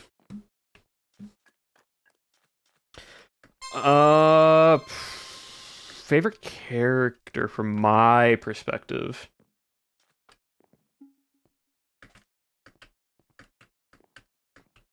I think what Lagundo has done with the Doctor has been such an interesting character to see. It's been very, very interesting to see the character that like Legs plays as this like pacifist, but still understands the stuff now. But after the events of episode 5, he's a little more neutral until Lagundo after Legs basically almost made the abolish snap again and start yelling at him. Did I miss? I did. Hold on. Fibble, Andrew, Crimson, Sophie, and Blading Life. Thank you for the follows. I appreciate it. But yeah, like Lagundo's a cool character. I like Owen's character specifically because Owen's character has been the one vampire that this entire the entire season has stuck to his like morals. Also in Lyran, thank you for the follow. Appreciate it. I start to like this thing of like hate and hatred. And it gives a very strong dynamic between of like not every vampire is the same, and it really shows. Because you on one instance you have Scott, who is this vampire who still just wants to just do what he wants to do. And doesn't really hate the humans, but doesn't care for them as much as long as they're chill. He's chill with them, so on and so forth. But like ultimately, he's still a vampire, right? But then you have like Owen, who is like every person must suffer, and every human must die or get turned to a vampire, and realize this is the only way. Scott is just alone. But yeah, so it's very interesting. Also, Toad, thank you for the follow. Outback Steakhouse. So it's very, very interesting. Are you humans not gonna lie? With how I'm playing this game, I might be the last human alive. Because this isn't like every instance since episode 5.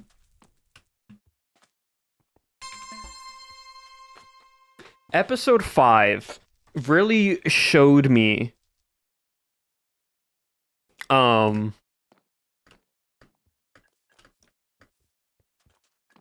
like really showed me that every other human in character has no idea how to actually fight a vampire properly. Love the cast. The cast is great. But everyone that's a human. I gotta die. Sorry, bye, Dahlia. The question, if you pick one vampire turned human and one human turned vampire can be yours, who would you pick? Honestly, like if we're switching roles here,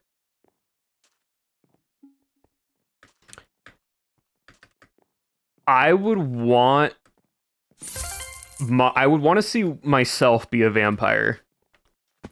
And I would probably switch Apo to be human.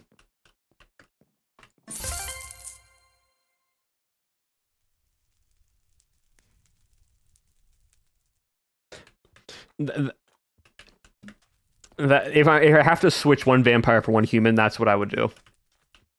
And if it was to be it, and I was to be a vampire, I would want it to be like one of the original vampires or one of the early vampires, like day one gets turned. Because if I was going into this knowing that I could be a vampire and I was playing a vampire, oh, this entire SMP would be so much scarier. The vampire humans would not want to try to find a cure for me. It would just be me, Owen, and whoever else going on just a rampage and terrifying people.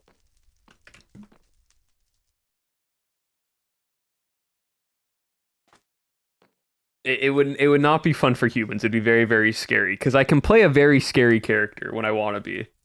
My regulars know when we play our Michael Myers game in Minecraft and I hunt people down, it gets very, very scary. So if I had powers to do so, oh, that'd be fun. But yeah, anyways, to answer you the question. Yeah, so to go back on the thing of like most of the cast don't utilize their items and utility to the fullest. And that's just because I have I'm a content creator. I make really good content and like I love making content. But the thing is I'm also an event player. So it's being hunted down by scary balls. Yeah. I've done Minecraft. I play Minecraft events. I love playing Minecraft events. I love optimizing and understanding how things work and what's like the quote unquote meta for it and breaking games almost in a sense. Every event that I've played so far, I have done something that has become the meta or has broken the game. And so I'm kind of this oddball out of where like I make content and I love making content, but I'm also good at what I do when it comes to Minecraft and event play and PvP and such compared to like the average creator. I'm not saying every creator is bad at PvP because there are a lot of good PvPers in the content space. Look at Lifesteal. But like for this instance, it's kind of different. So it's why I was told I wasn't allowed to just do what I normally do for PvP and how I normally play, just to make it more fair. To see more Ingram gonna eat everyone vampire, yeah. But yeah, so no one else is sweating PvP, and that's just how it is, and it's a good balance, and so that's why I feel like if I am the last vampire, what would I do? If we end a session and I am the last vampire alive and we enter into like a second session, right? Or there's like maybe 2 of us left or whatnot. All I'm gonna ask is if I'm allowed to fully play how I want to play. And if I can have my abilities cooldown reduced. If I can get my abilities to have a less cooldown, longevity-wise, and I was able to just full fight, it would be fun. It would be very, very fun. Yeah, the human vamps help with pacing, and like that's the thing that we have to keep in mind, right? Is first and foremost, we are content creators. Just because we knew who vampires are by like episode 3 doesn't mean we should just go and hunt them down by episode 3. because imagine my character, right, learns about who the 4 vampires are by the end of episode 3. Episode 4 starts, and it's just me hunting down Scott, Owen, Pyro, and Shubble non-stop, not letting them level up and not letting them get anything else done. At that point, I'm more terrifying than the 4 vampires. And from a content perspective, that's not fun for them. It's not fun for their gameplay and their perspective when they can't actually do what they want to do as a vampire. If they have one person who's good at PvP and has all the gear that can counter vampires, make sure that they stay at tier 1, or even like permakills one of them right off the bat. It's not fun. That's not like how this content is supposed to be made. It's supposed to be, in the sense, like a live series where it gets hectic. There are intense moments, but it's towards the end of the series when like people can start actually dying permanently and getting changed more often, and so on and so forth.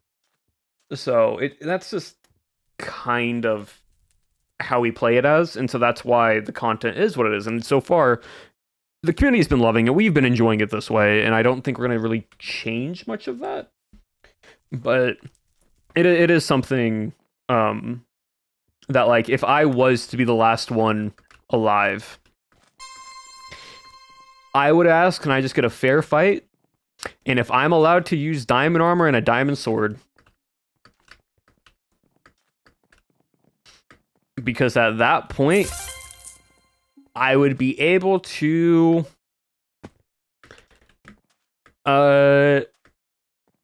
hypothetically, if I did it strategically and not just run into a 13v1, and I started to slowly thin out the herd one by one and start targeting people, it would be a very, very interesting ending. Now, is that going to be how it is? Probably not. But like, if I was able to do that, you would see the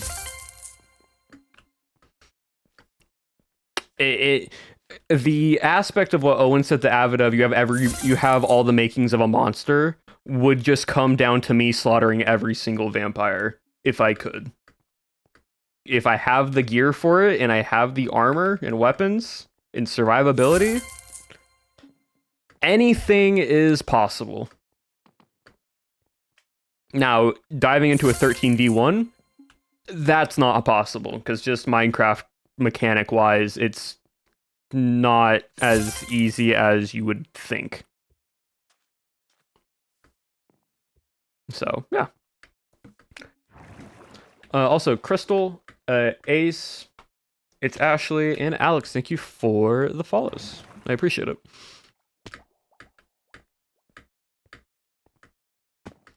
So yeah, that's kind of how I would expect a finale to happen. It might encourage more fighting, which leads to the final conclusion of the scenarios, which is good. Yeah, I do think it makes a lot more sense for the characters to reluctantly accept vampirism, or at least not fully turn. Yeah, 100%. Not only just vampire, it's just a PvP server. Yep, basically. Because vampires getting their butts whipped repeatedly is not a good vampire show. Yeah. Or to fully play hard.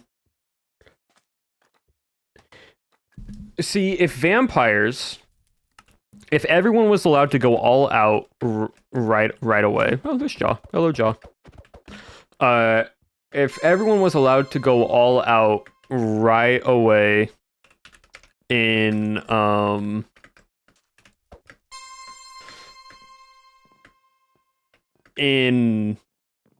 Vampire SMP, and vampires weren't what and if vampires weren't worried about yeah, of course it's Jaw. Vampires weren't worried about like the amount of people they can turn, right? And it was just right off the bat, you would probably have the number of vampires turned by like episode 4 that you see right now from episode 5. That's probably how many vampires would have been turned by episode 4 or 5. Like, or by episode 3, I should say. Like, if there was no limit to how many could get turned, around episode 4, probably more than half of the entire cast would have already been vampires.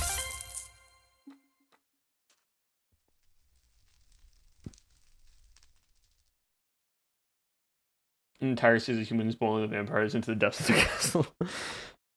Looking forward to finale. Yeah. Remember how it kind of sounds like you were a hunter. It would turn into that nerdy, yeah. Can vampires actually... Vampires can kill, yes. More equal than Castle needs more members. It'll be very, very interesting. Oh, hey, Velvet. Welcome on in. Alright, I'm finally caught up to chat. Like this before. It's a lot of fun to be a part of. Vampire SMP is been super, super fun after an hour. I mean, y'all just kept typing stuff, and I was trying to go through every question in depth.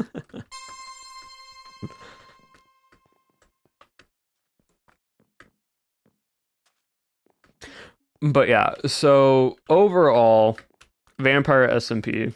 You agree in surviving as human. You really be. Oh yeah, no.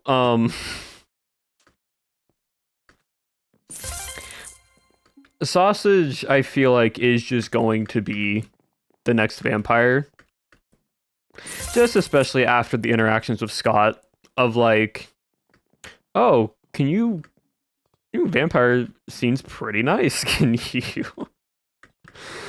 you turn me into one? It's just so funny.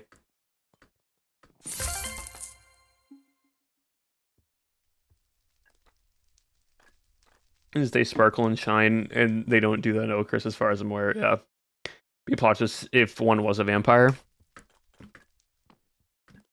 Hey, all I'm saying, right? We get a Vampire SMP 2. Similar to like Life Series style, where it's like same concept, whatnot. But this time, there's one werewolf, humans, and the rest are vampires. And you have to figure out who the werewolf is, where the werewolf kills everybody, and also the vampires fight. We slowly turn this into a game of Town of Salem. Vampire SMP just turns into Town of Salem. That'd be so funny. I mean, no, generally, though, like, realistically, if we had an SMP where there were humans, vampires, and werewolves, right? Werewolves can turn humans werewolves, vampires can turn humans into vampires, right? Humans just have to try to survive as long as possible. But now there's 3 different dynamics of who is who. Right? That would be interesting. Appa would be the demon. We're not bringing back... We're really bringing back the Outsiders all of a sudden. But yeah.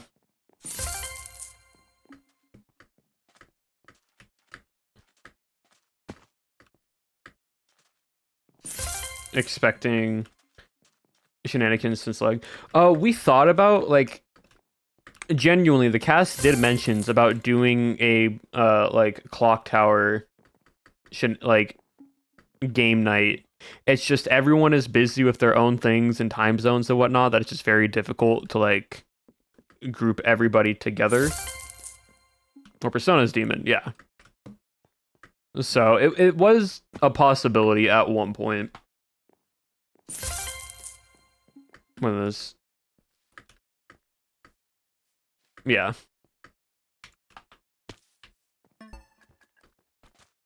your streams. I'll definitely keep coming. Oh, thank you. I appreciate it. It was actually insane. I know, it was crazy. It was wild.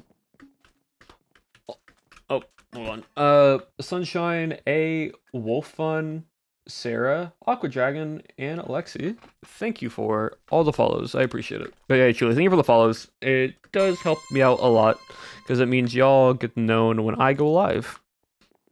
Y'all should also join the Discord so you know when I go live and also when the next Vampires SMP video is coming up, which will be October 26th. So, love the Ebolas crash out.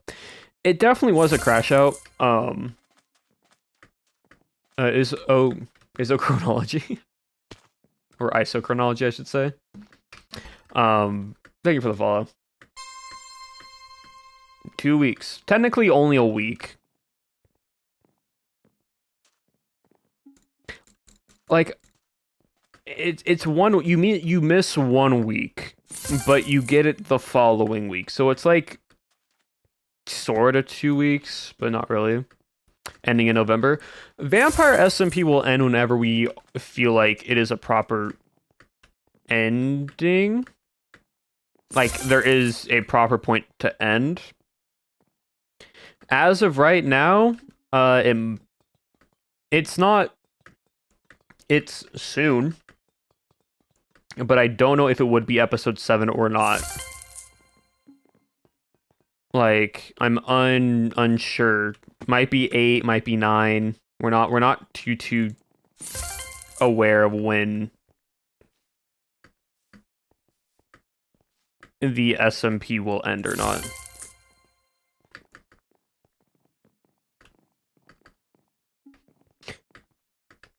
But I will say, though, next time, if I get invited to do another one of these YouTube SMPs with Pow, all I'm saying is I am so requesting to be a villain. And go on a villain arc.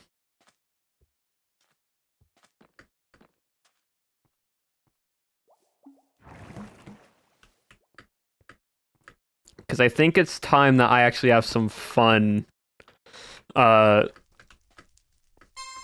my character, and I don't have to limit myself so I don't ruin everyone else's stuff.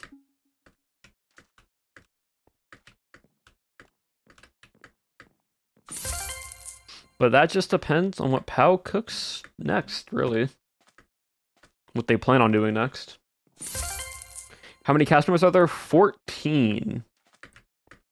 There are 14 cast members. And they are all amazing and wonderful. And what I love about, like, this SMP, and honestly, I really do hope Pow keeps doing more YouTube-only series, is that it's a lot easier to edit. So that's the great thing. But then also the interactions and dynamics from, like, the audience. It's because y'all. What is Pow? Pow Creations is Owen and Appo, it's like company for making SMPs. So Vampire SMP, Cowboy SMP, Pirates SMP, Rats in Paris. It's their, like, grouping of all the SMPs they've made, and it's under the POW licensing, POW Creations, which POW just stands. It's a combination of Owen and Appo. The PO in Appo and the OW in Owen makes POW.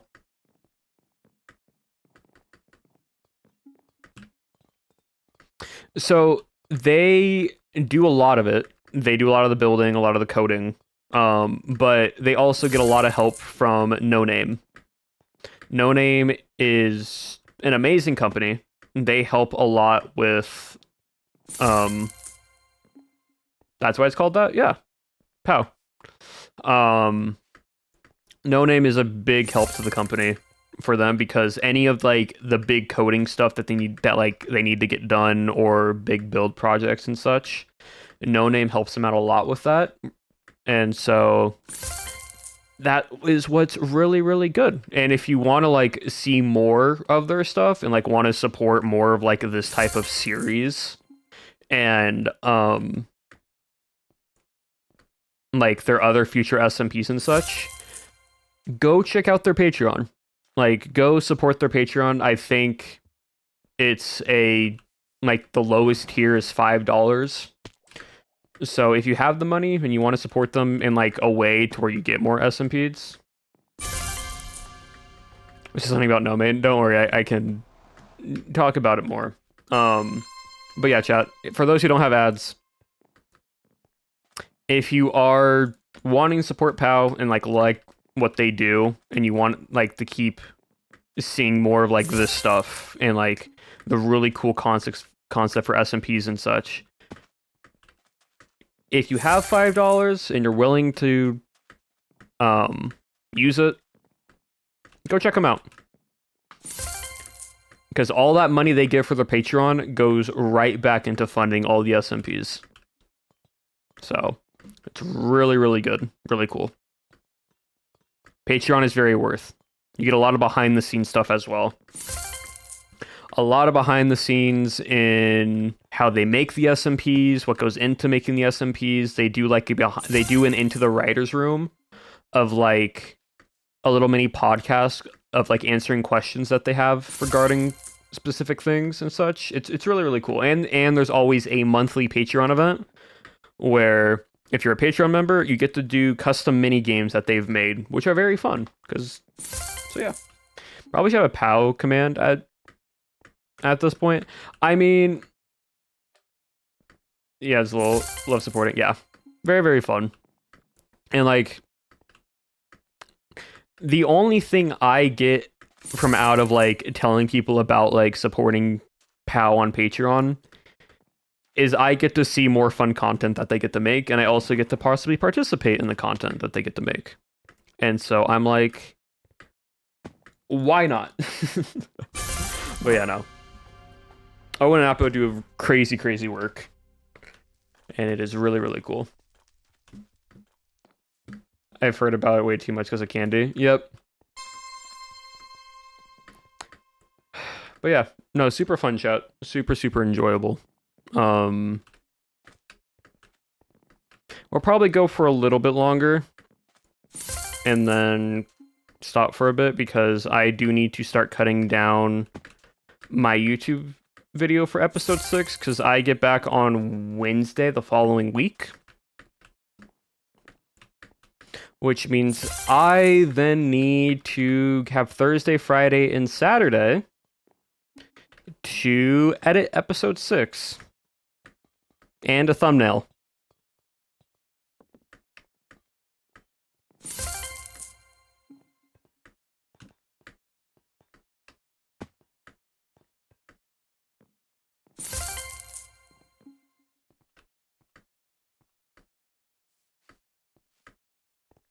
When the Pirates one comes out, yeah.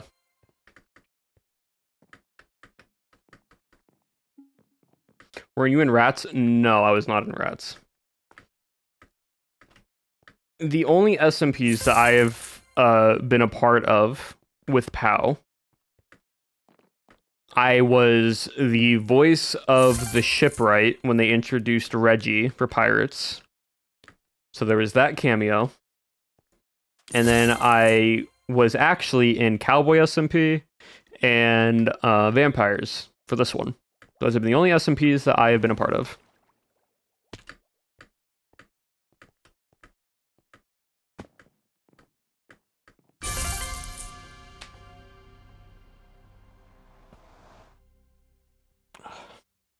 Oh yeah, and I also make all the playlists for POW, which was entirely volunteer work. I don't get paid for that. So if you're ever wondering where all the fun music comes from for people's like streams and YouTube videos, and they like have repeating music, I make playlists through Epidemic Sound.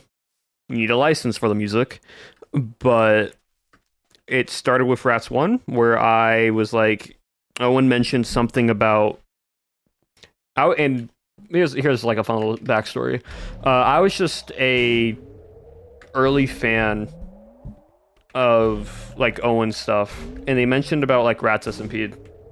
And one stream, he mentioned that the VODs will probably be muted music wise because they don't have any music that's like not DMCA.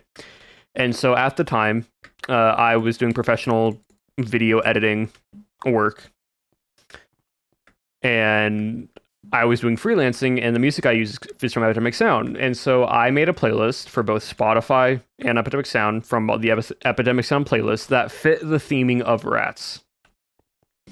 And so all this music, I can actually scroll down to. I made 3 different playlists. I made a Sneaky and Suspicious, an Upbeat, and just a standard Rats playlist. So the original Rats playlist, you probably all know very well if you watched Rats, is this playlist. And it's just a bunch of different songs that kind of fit towards the genre of like Rats SMP. ! Discord is where you can find it. Yeah, like all these different like for the past couple, but didn't realize how far back. Yeah, so I basically did this as like a way of messaging them, and again, I didn't know Owen, and I didn't want to come off like parasocial. So it's funny because since I was like, this is a business thing, because like I'm just basically reaching out as like a free service. I emailed Owen to his business email, the one he had at the time, and I'm like, hello, you mentioned something about DMCA stuff for your Rats playlist. I do editing stuff, and the music I use is from Epidemic Sound. You need a licensing for it, but once you link your channel to it, you can use it. You can let the other creators, cast members know, but you don't have to use it. It's entirely free if you want to or not. And then one day he mentioned about it, and from there, I then helped a lot of different playlist stuff. So I've done Rats. I did his Hunter Owen playlist. Well, Jungle Owen. I did the Sparrow playlist. So this whole playlist. Where is it? This entire playlist for all the music used in recordings. I helped make that playlist. I then helped with some No Dice music. I made all the Pirates playlists, which Pirates had a calm, an eerie, a background, a fighting, and a wandering playlist for that. Jungle. I did a bit of a Jester playlist just for fun. And then I made Cowboys, and then I made a playlist for creators to like pull music from for their videos for vampires. That was so good, I'm glad. So yeah, basically that is what I help with. And all of it's from Epidemic Sound. So like, if you ever are curious or want to try out Epidemic Sound, I'm not sponsored by them, but I do have a like referral link that you can check out below in my little Twitch thing of like what I mainly use for most of my streams. And if you click on that and open it, you basically can create like, I think it's a month, like a week or whatever, and you can just like look at it. Yes, all the playlists are on Spotify as well. That's the other thing. Vampires isn't because it's YouTube exclusive, but most of the time, most of the music you find on Epidemic Sound, it's the stream. Yep. Yeah, most of the music you find on Epidemic Sound is usually on Spotify, and to make it easier for creators, since a lot of them play music out of Spotify and not just out of like a web browser, I also turn the Epidemic Sound playlist into Spotify playlist. So on Spotify, you'll find pretty much all the SMP playlists of Pirates, Cowboys, Rats 1 and Rats 2, and so on and so forth. Live. It was difficult, yeah, because you got a lot more creepy clown Halloween music instead of just like jester fool music. I love your episode 5. Well, I'm glad. Thank you. So yeah, that's a little fun fact about me.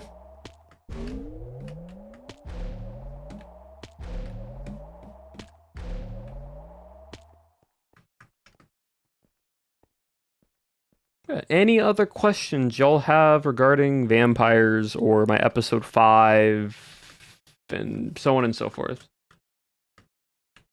In the crash out portion of your episode, how you do, but it adds a lot. Being loud. That's all it was. It's just acting.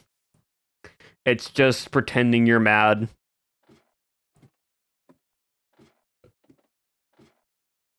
And a little bit of echo reverb goes a long way. But I did say there was going to be a crash out. Never said what it was for. It was simply just a crash out. Yeah. Crashing out over the interior of it. And like, I also want to say it wasn't because the interior of, like I'm crashing out, the interior got changed. I'm crashing out because it got changed right after I did it, and I wasn't told about it.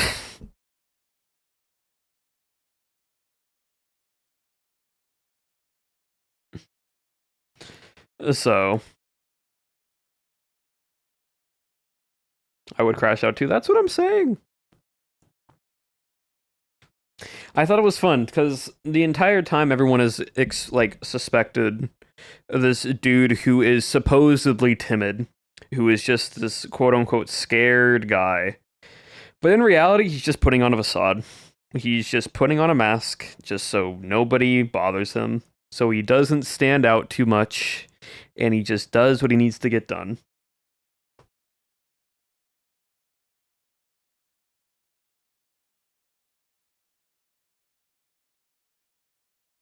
What do you mean after the crash out when you said you need to get back into character?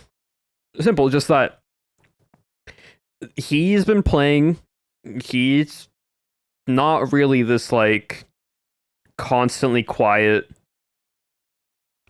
not saying much around people person. He's faking it. He is just acting as this, so he doesn't draw attention to himself, so he can figure out what he needs to get done. And it shows that a lot more as the series has been going.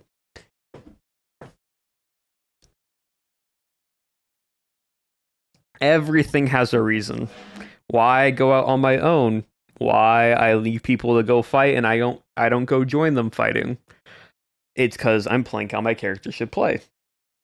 Not because of content, because I could have just ran with them and been like, yeah, let's go fight for the town, but my character wouldn't do that. So, a theory this was who was also playing a character. Yep, exactly.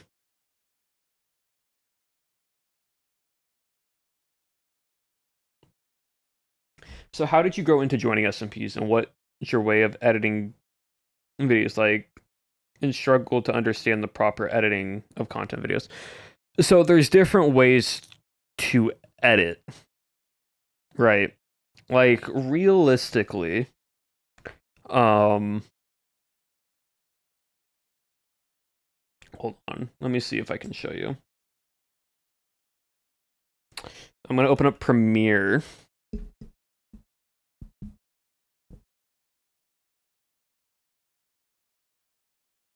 I'm just going to show you my timeline for episode 5.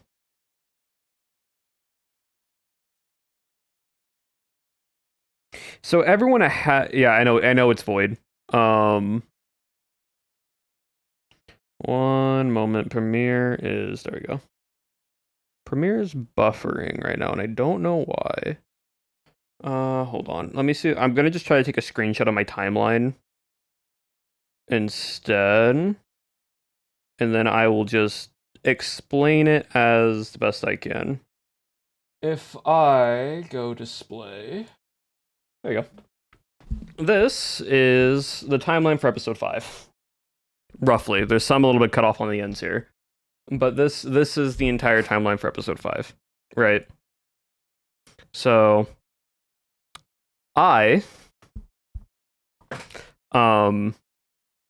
everything, all the little blue, this little blue right here, is the actual first person POV.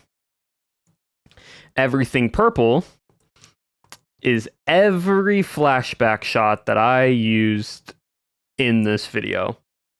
A lot. I should say. It is a lot to cover.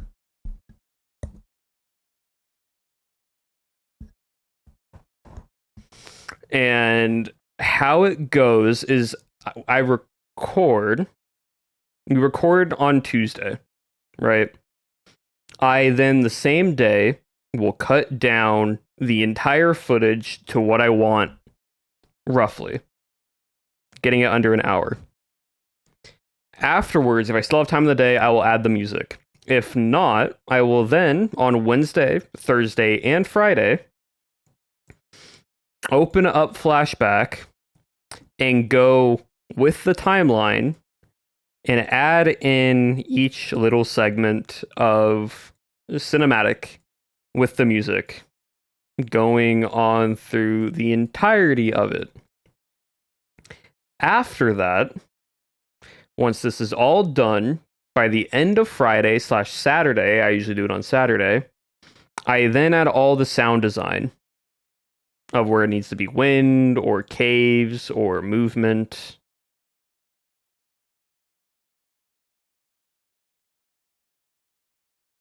Will be delayed for a few days/hours, so please be patient. Yeah. Station for 2 afternoons. Yeah. So that's the fun thing with this. On average, every day I've edit 6 hours. I usually start around 12, 11 to 12-ish, and then I'll finish around 5, sometimes 6. Maybe it's like last Friday I finished around 7:30 for episode 5. And then all of Saturday I was making and then Saturday I have to make a thumbnail. So out of your head? Yeah. So like everyone has different ways to edit a video. This is how I edit. That doesn't mean you have to do what I do. It's just understand, like, when you want to put it, if you enjoy something to the extent, put in like your best effort almost in a way. So Premiere and Flashback is the key, basically. I mean, realistically, you don't even need Premiere. You can use something like DaVinci Resolve or any editing software that allows you to have like a timeline. So it very much just comes down to that. But yeah, you can edit however you want. Like the best, if you don't know, DaVinci Resolve is really good. I'm switching over to DaVinci at the end of this year. I'm just finishing up my subscription I have to Adobe.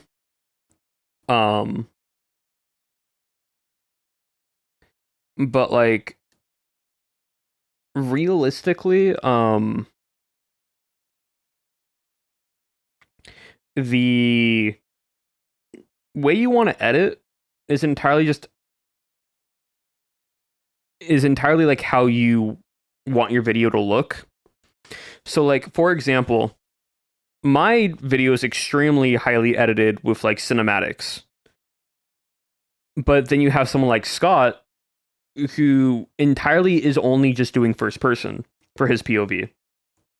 And he does like third person when he talks to like chat and whatnot. And that works.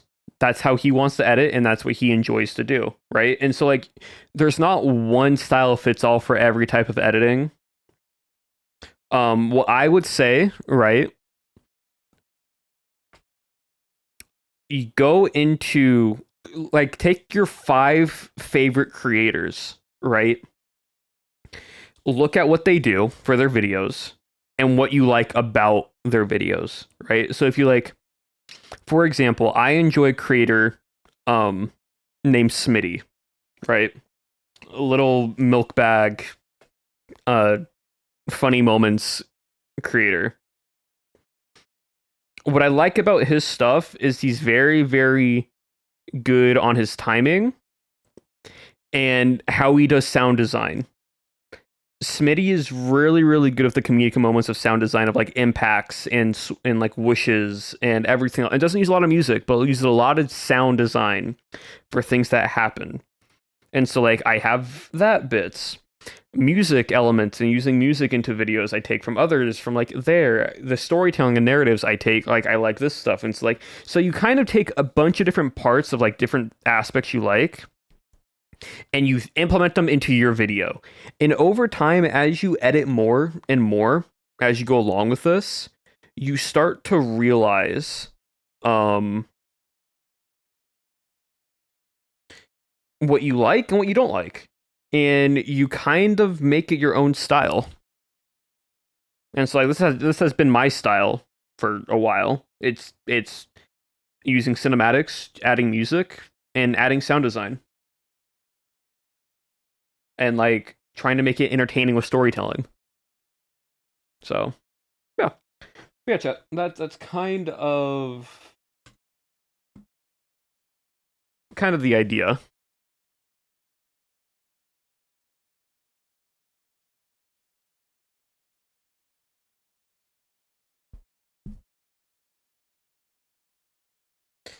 But I hope you all enjoyed. I hope you all found this nice and fun for today. But with that being said, we are going to call it there. Waiting for this to pop back up. Yep. Redeem cat. All right, cool. So because Nerdy redeemed a cat, that means if you follow me on Twitter, you will see a cat photo right after stream. So there, you guys will get a cat photo on Twitter and in the Discord. But one last time, let me just quickly go over, and again, I'm sorry if I butcher any names. Serrana, thank you for the follow. Basket of Brushes, Teal, Lori, Untitled Clover, Love is Scaling, Endy Country, Bolt Strikes. Thank you for the follows. I appreciate it. How was the cat's birthday? He was good. He got a Highland cow for as like a birthday toy, and he very much enjoys little cow plushie. So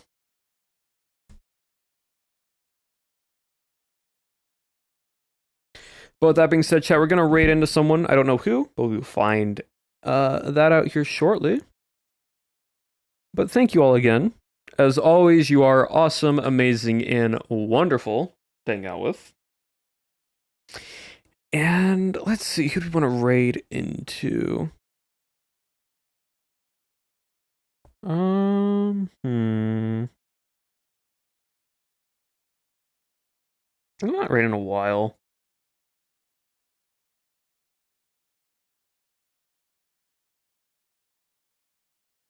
You know, let's raid in the Pilly.